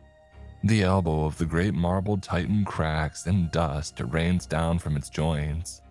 The Typhon twitches in agony, and he collapses like a stone to the ground with a thud. And for a moment, we are stuck in stunned silence. The abominations are likewise frozen. No one dares to move. And then a dark grin spreads out across Bryce's face. He looks to me. You see? He begins quietly and then louder. You see what I told you, old man? It worked. He looked down at Typhon's corpse. The tension now eased, he releases a laugh. You couldn't help yourself, could you? He taunts. And that's when you're at your weakest, when being offered something that you want. Bryce laughs and hugs his friends, drawing them close. He's giddy with excitement. That was for Rex. He shouts with glee and he turns to the abominations. You are free. But the abominations do not rejoice. The mood cracks. Rex. Typhon whispers with delight. Bryce spins around in alarm to find Typhon standing behind him, hands clasped behind his back. The corpse vanishes in a burst of mist. Bryce panics and stumbles, shoving the key into Typhon's face. Typhon pushes it aside with a sigh, his tongue running quickly over his teeth as if it had a mind of its own. I don't want your key, Typhon hisses. He twitches. I don't need it to lure your brother down. He comes down all the time. And Rex, you say. His name is Rex. Stay back. Bryce splutters, his courage completely shot. The lower levels are worse. There are worse. Typhon laughs in Bryce's face and increases his height. He's still using the boy's form, but it grows now, stretching upwards like a snake. Rex. Typhon laughs feverishly, drunkenly almost. He looks up to the sky and laughs all the louder. Rex, Rex, Rex. A noble name. What's in a name, Bryce? He stares suddenly down into the face of the boy, his black eyes shining and terrible. I've begun to retreat, careful and slow. I beckon to the others, to Blue Hoodie and the girl, and they all have begun to creep towards me, but Bryce is trapped, transfixed. Oh, this was fun, Typhon says airily, tapping Bryce on the head. But I think we're done now, Bryce. Typhon has begun to salivate grotesquely. Saliva spills from his lips and splashes against the cold floor below. Oh, I can't wait to meet him. We have so much to discuss. Typhon's neck slithers around and his eyes meet mine. I've made him the same offer that I made you, Minos, he whispered. I wonder if he'll be more inclined to agree when his brother lies below. Especially now that I know his name. I take a step back as the abominations close in. What have you done, kid? I murmur. What have you done? And Typhon giggles with glee, frothing at the mouth, and his twisted form, his pale copy of Bryce, stretches further up above our heads like a monstrous cobra. Rex, Rex, Rex, he repeats over and over, and he points carelessly down at the quivering Bryce below. I'm done with this one, he says to the waiting, watching crowd with a wave of his hand. Bryce can be taken. Hissing and salivating, the abomination scurry towards him. I leap from my position and close the gap in seconds, grabbing the boy by the collar of his sweater and hauling him out of there, roughly pushing aside the abominations as they cluster around us. They are more cautious of me than they are of Bryce. I knew that much already, but still there's just too many. I struggle under the growing weight of the creatures, their cold, clammy hands all over my face and body. I feel their hot, wet breath against my skin, their hissing in my ears. I can feel the sting of their teeth as they bite at my arms and legs to keep me in place. To keep me in place so as to undergo the process. I can feel one of my hands starting to become numb as their paralyzing saliva begins taking effect. And I can feel them tugging at Bryce, pulling at his joints as he cries out in alarm. Oh, there's too many of them, just too many. They're wild and unfocused, frenzied and riled up by their master. In fact, I realize a truth about the chaos. They're getting in each other's way. I can probably get myself out of here, but to do so, I'll have to let go of the lad. He screams louder. Just to let him go and you can escape, Matthew. Crap. And you know what? I prepare to do just that. I make my decision to abandon him. It's brutal, but tough decisions have to be made down here.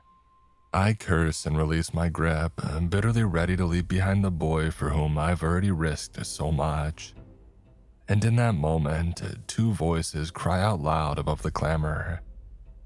My name is Emma Ray, calls out the girl just ahead. Jackson, calls out Blue Hoodie, just off to the right. My name is Jackson. And confusion bubbles amidst the ranks of the abominations.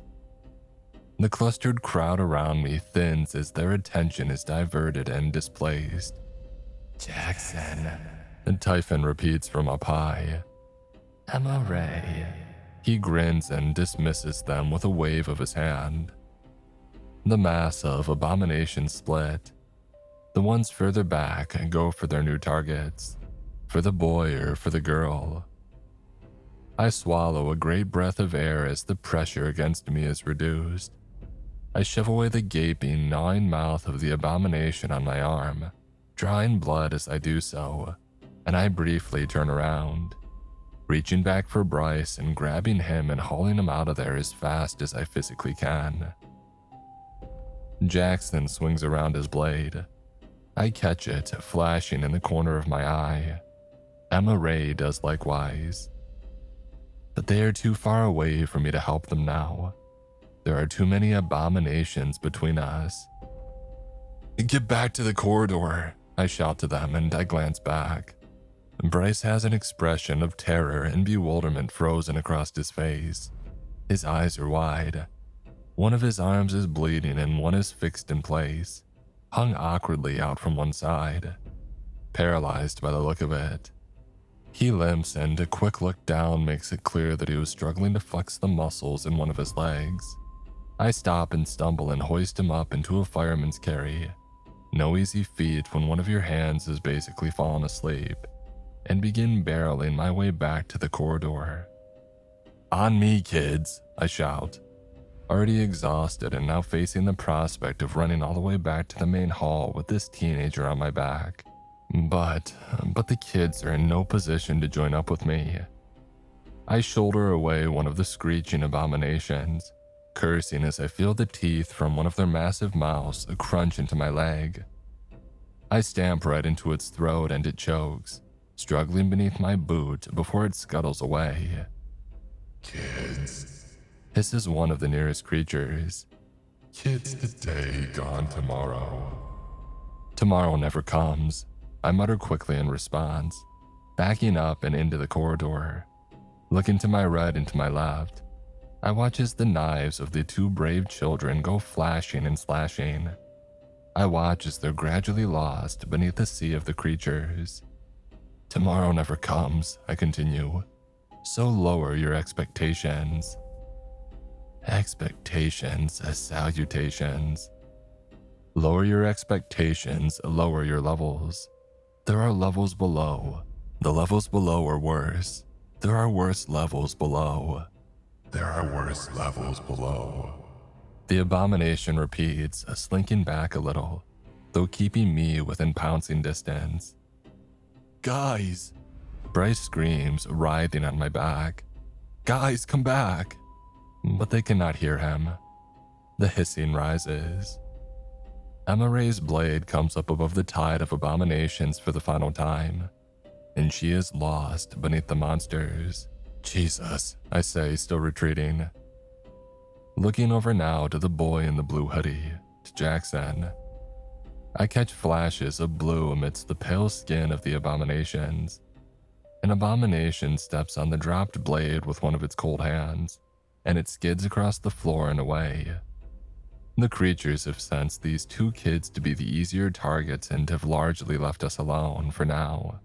And a quick glimpse through the crowd shows us Jackson's fate. His is the fate of everyone who gets taken by the abominations. The teenager is paralyzed and frozen. His legs are in process of being swallowed up whole into one of the abomination's mouths. His arm is lost in the gullet of another. Jackson! Bryce screams out, struggling, but I do not let him go. The abominations fight each other, pushing and grabbing and throttling with their many hands, hissing and screeching until one of them wins the fight, and Jackson is once again lost to view. They will take everything they can. The abominations will absorb all but his most basic core essence, and he will be left as warped and distorted as the beings that surround us. It's time to go. I'm sorry, kids, I mutter, turning to take my leave.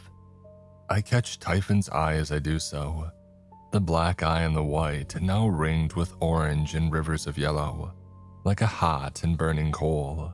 The stretched and snake-like creature towers over us all. Rex, he mouths, licking his teeth with that serpentine tongue, and then loudly he speaks.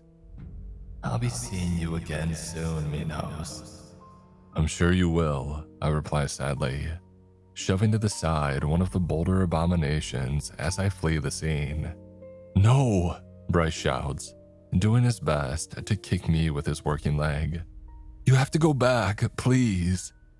I'm sorry, bud, this ain't the time though. I reply grimly as I make my hasty retreat through the distorted mall complex. A couple more corners, just a touch further, and yes, there it is. The bookstore just up ahead. I can see the statue of the Titan through the glass. Bryce has begun to sob. There's no fight left in him now, poor guy. Nearly there, I grunt, unable to keep myself from slowing at this stage. Just a bit further. I push us through the double doors of the bookstore with my good hand, and they swing quietly closed behind us. For a moment, there is no sound but that distant orchestra, and then I nearly jump out of my skin as an abomination creeps around the corner ahead from between the shelves. It could well be the one from earlier. Perhaps it never left the store after all. God, can you walk, kid? Yeah, he replies, and I set him down. He stumbles and staggers into the nearest shelf, and a book goes falling to the ground. The abomination cocks its head, hissing with its great wet mouth as it creeps in a wide arc around us. Just get through the door, I'll be right after you. Go on now, I say to Bryce, and to his credit he does so. He limps, and I make sure to keep myself between the abomination and he. Go on without me, it'll be okay. The abomination hisses as I back up through the store, still trying to catch my breath. I bump into a table and send another couple of the books to the floor. I grab the Tartarus key in my pocket and I hold it out in front of me. "It's okay," I mutter, beginning the little trick. "It's okay up here, but it's harder lower." The abomination pauses. Hard. It'll be hard without you, Darren. I hesitate and a slow chill runs up my spine. "What did you say?"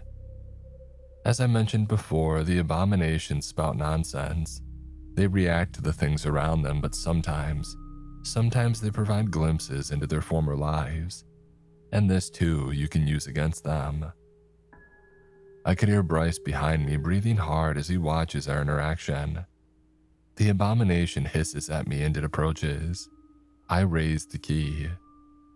What did you say? Where did you go? Who turns out the lights? "Darren," I repeat quietly. "Was that your name before? Are you giving me sentences that you said yourself? Or are you repeating when somebody said to you once before, perhaps a long time ago?" The abomination is stopped mid-creep, body angled towards mine. It does not reply, nor does it repeat or echo my words. Gritting my teeth, I step towards it, sweating. I'm going to go for it. The penalty for screwing up is rough, but it would be good if I could save just one more. The abomination does not scuttle away at my approach, nor does it lurch forward to tear into my hand. It instead sits tensed as I place my palm on the pale smooth skin of its head. "Darren," I mutter. "Your name is Darren, and I free you now from the clutches of Tartarus." What follows is no pause, no moment to consider. Reacting instantly, the abomination rears up on its hind legs and it dry heaves. It makes a strangled and gurgled screech and it heaves again. This time with a torrent of saliva that splashes across the thready carpet of the bookstore. I watch, wide-eyed and waiting, taking a step back as the monster writhes.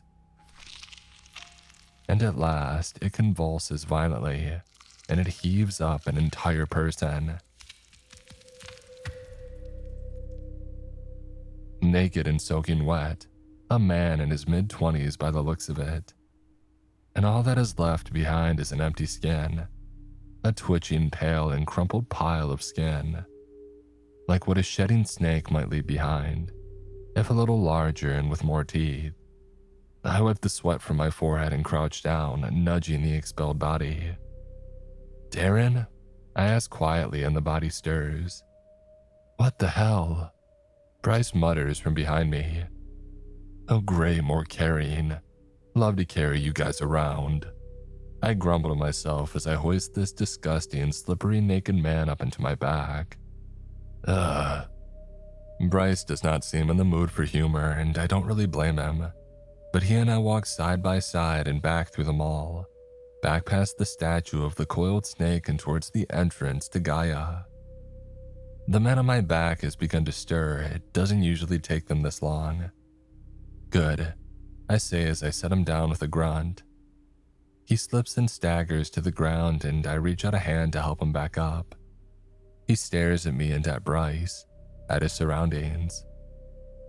"Hey, don't worry about it, pal. You've been saved," I sniff. "You're welcome. You'll get your voice back within the hour. Now be a good lad and go through that there tunnel."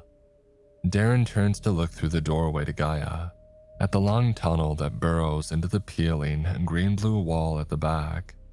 "Hey, go through first, Bryce. He'll follow," I say, and the boy nods. "Hey, kid," I say, and he pauses and looks to me. He looks awful, shell-shocked and broken. "I'm sorry about your friends." He pauses and then nods again, the reality of the consequences of his actions settling in as he begins to crawl through the tunnel. Darren looks to me and I urge him forward. He goes. And after one final glance around the realm below, I follow. "Till next time," I whisper to no one in particular, and then I head on in behind the others. It's significantly more effort on the way back up. You gotta put out your hands and knees to wedge yourself in place for the steeper parts. And Darren didn't really have any time to acquiesce before this little climb, so on several occasions he crashes back into me. A decidedly unpleasant experience, but it's fine. I help him back up each time. I've dealt with worse. And at last, we ascend through the hole in the floor of Tartarus, hauling ourselves up into the abandoned old store of peeling red and faded black. The other kids are still up here.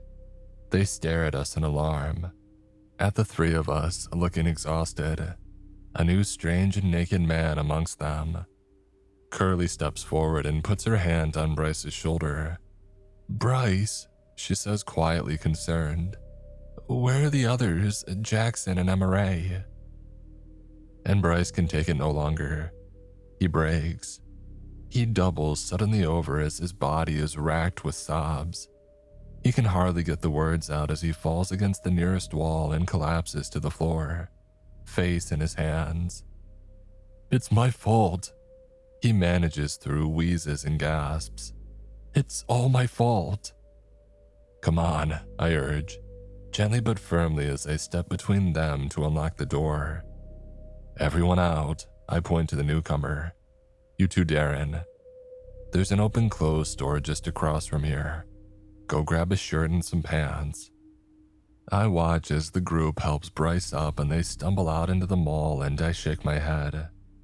Teenagers. Thanks to Bryce, two of his friends now lie below. But then, it isn't Bryce's fault. Not really. It's mine. I am a guardian of Tartarus and the instructions are clear. The responsibility belongs to me, even if you might to an extent disagree. I take full blame for this. But hell, you know what? I think my estimation of this particular age group might actually have gone up a little this evening. What those two did down there for their friend, what Emma Ray and Jackson did to try and save Bryce, well, it was noble, admirable if nothing else. I rub a hand across my face. I'm feeling my age tonight.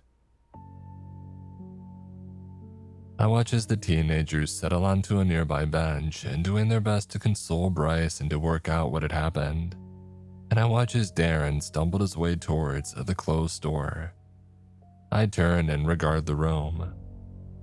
When I first had stepped foot into the Tartarus store, 5 long years ago, I had counted 21 mannequins in total. 16 had been marked with names and initials. The other 5 were blank. The storeroom was also full of them. Well, the storeroom these days looks like it houses the same amount. But the number of mannequins all around me stacked and clustered against the walls on the counter, it has risen considerably since then. There must be at least 60 in here now.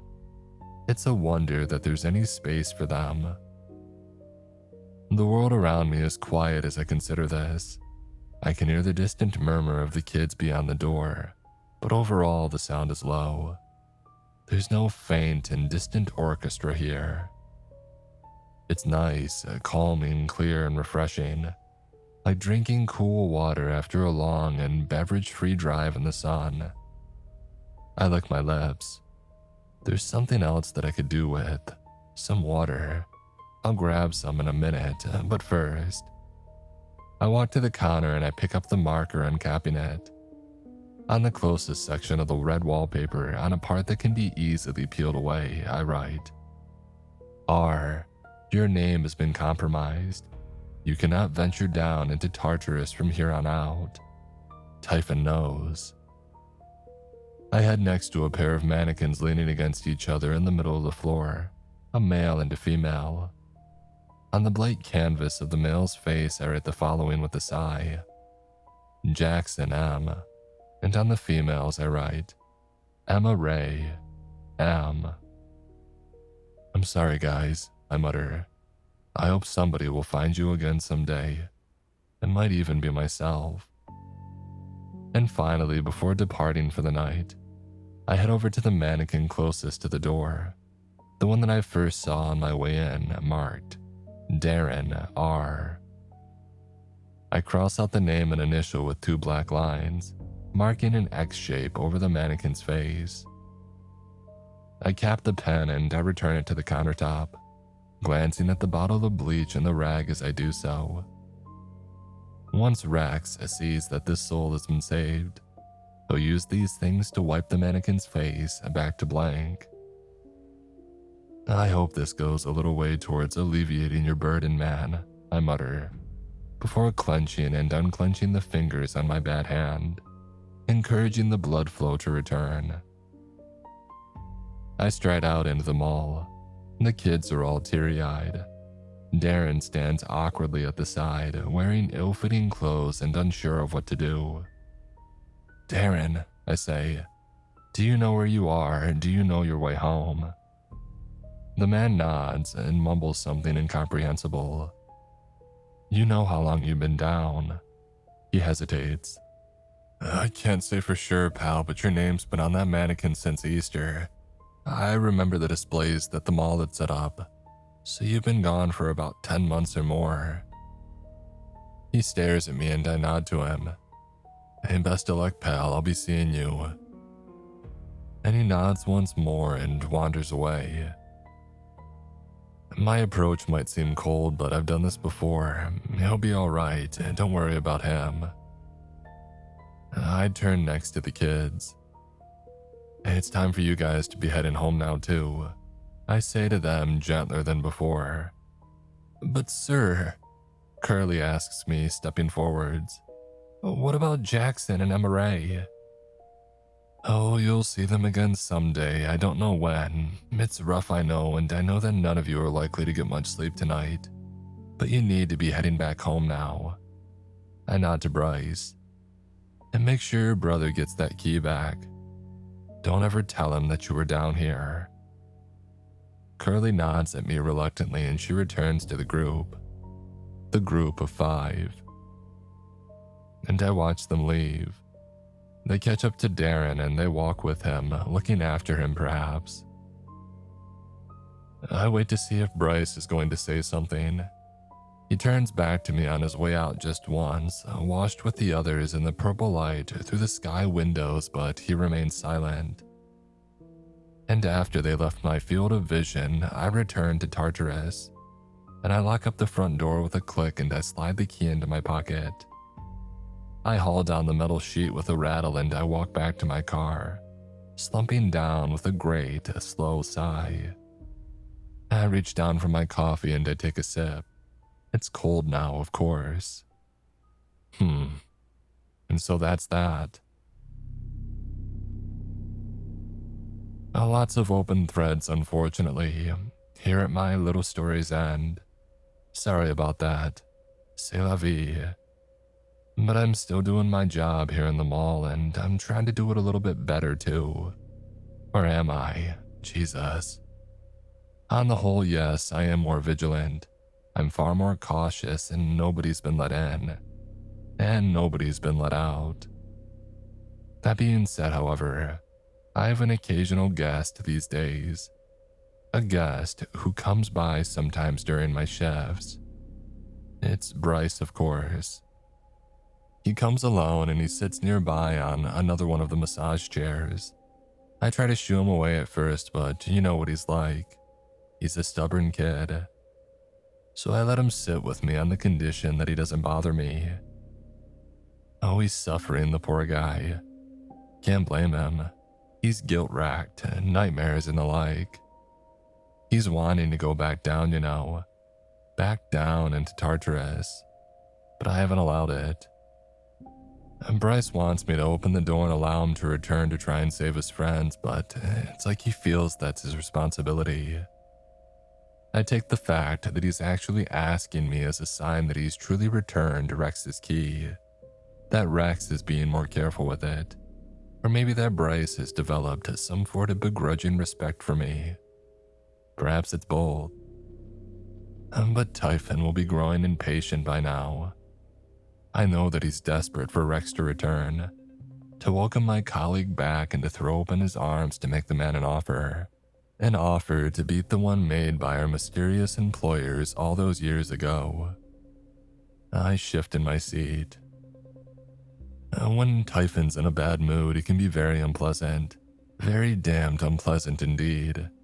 And I don't know what he would do to Bryce if he thought that he could use the boy to lure Rex back down. He was careless before. He was willing to let the abominations consume him. He was arrogant. I thought that Rex would come back down regardless. But Rex has done well. He's held out from his obsession. He stepped up his game as well, perhaps. I haven't asked Bryce if the guy's still drinking. A part of me doesn't want to know. I suspect that he probably is to some degree, though hopefully he's at least cut back.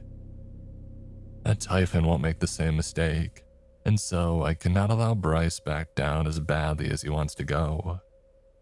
Oh, credit to the kid, he isn't whiny about it. He doesn't pout or beg. He just nods and settles back into his seat, staring bleary-eyed at the door to Tartarus. Sometimes he drifts off. Through the sky window, the clouds roll gently across the moon and the mall is bathed in shades of gently but ever-changing purple. Indigo to violet to lilac and back. The music comes crisp and clear through my headphones. Jolene again. Bryce had tossed this pair to me one night, still in their box, brand new. "Oh, they're not for me," he had said. "Avery bought them for you. They're the latest model of the shit ones that you're using now. And damn, they sure are nice. More comfortable too. Maybe kids aren't so bad. Frustrating, sure, irritating and anxious and stubborn and emotional. But hell, it don't mean they ain't good people at heart. Indigo to violet to lilac and back. The world turns. And Tartarus turns beneath.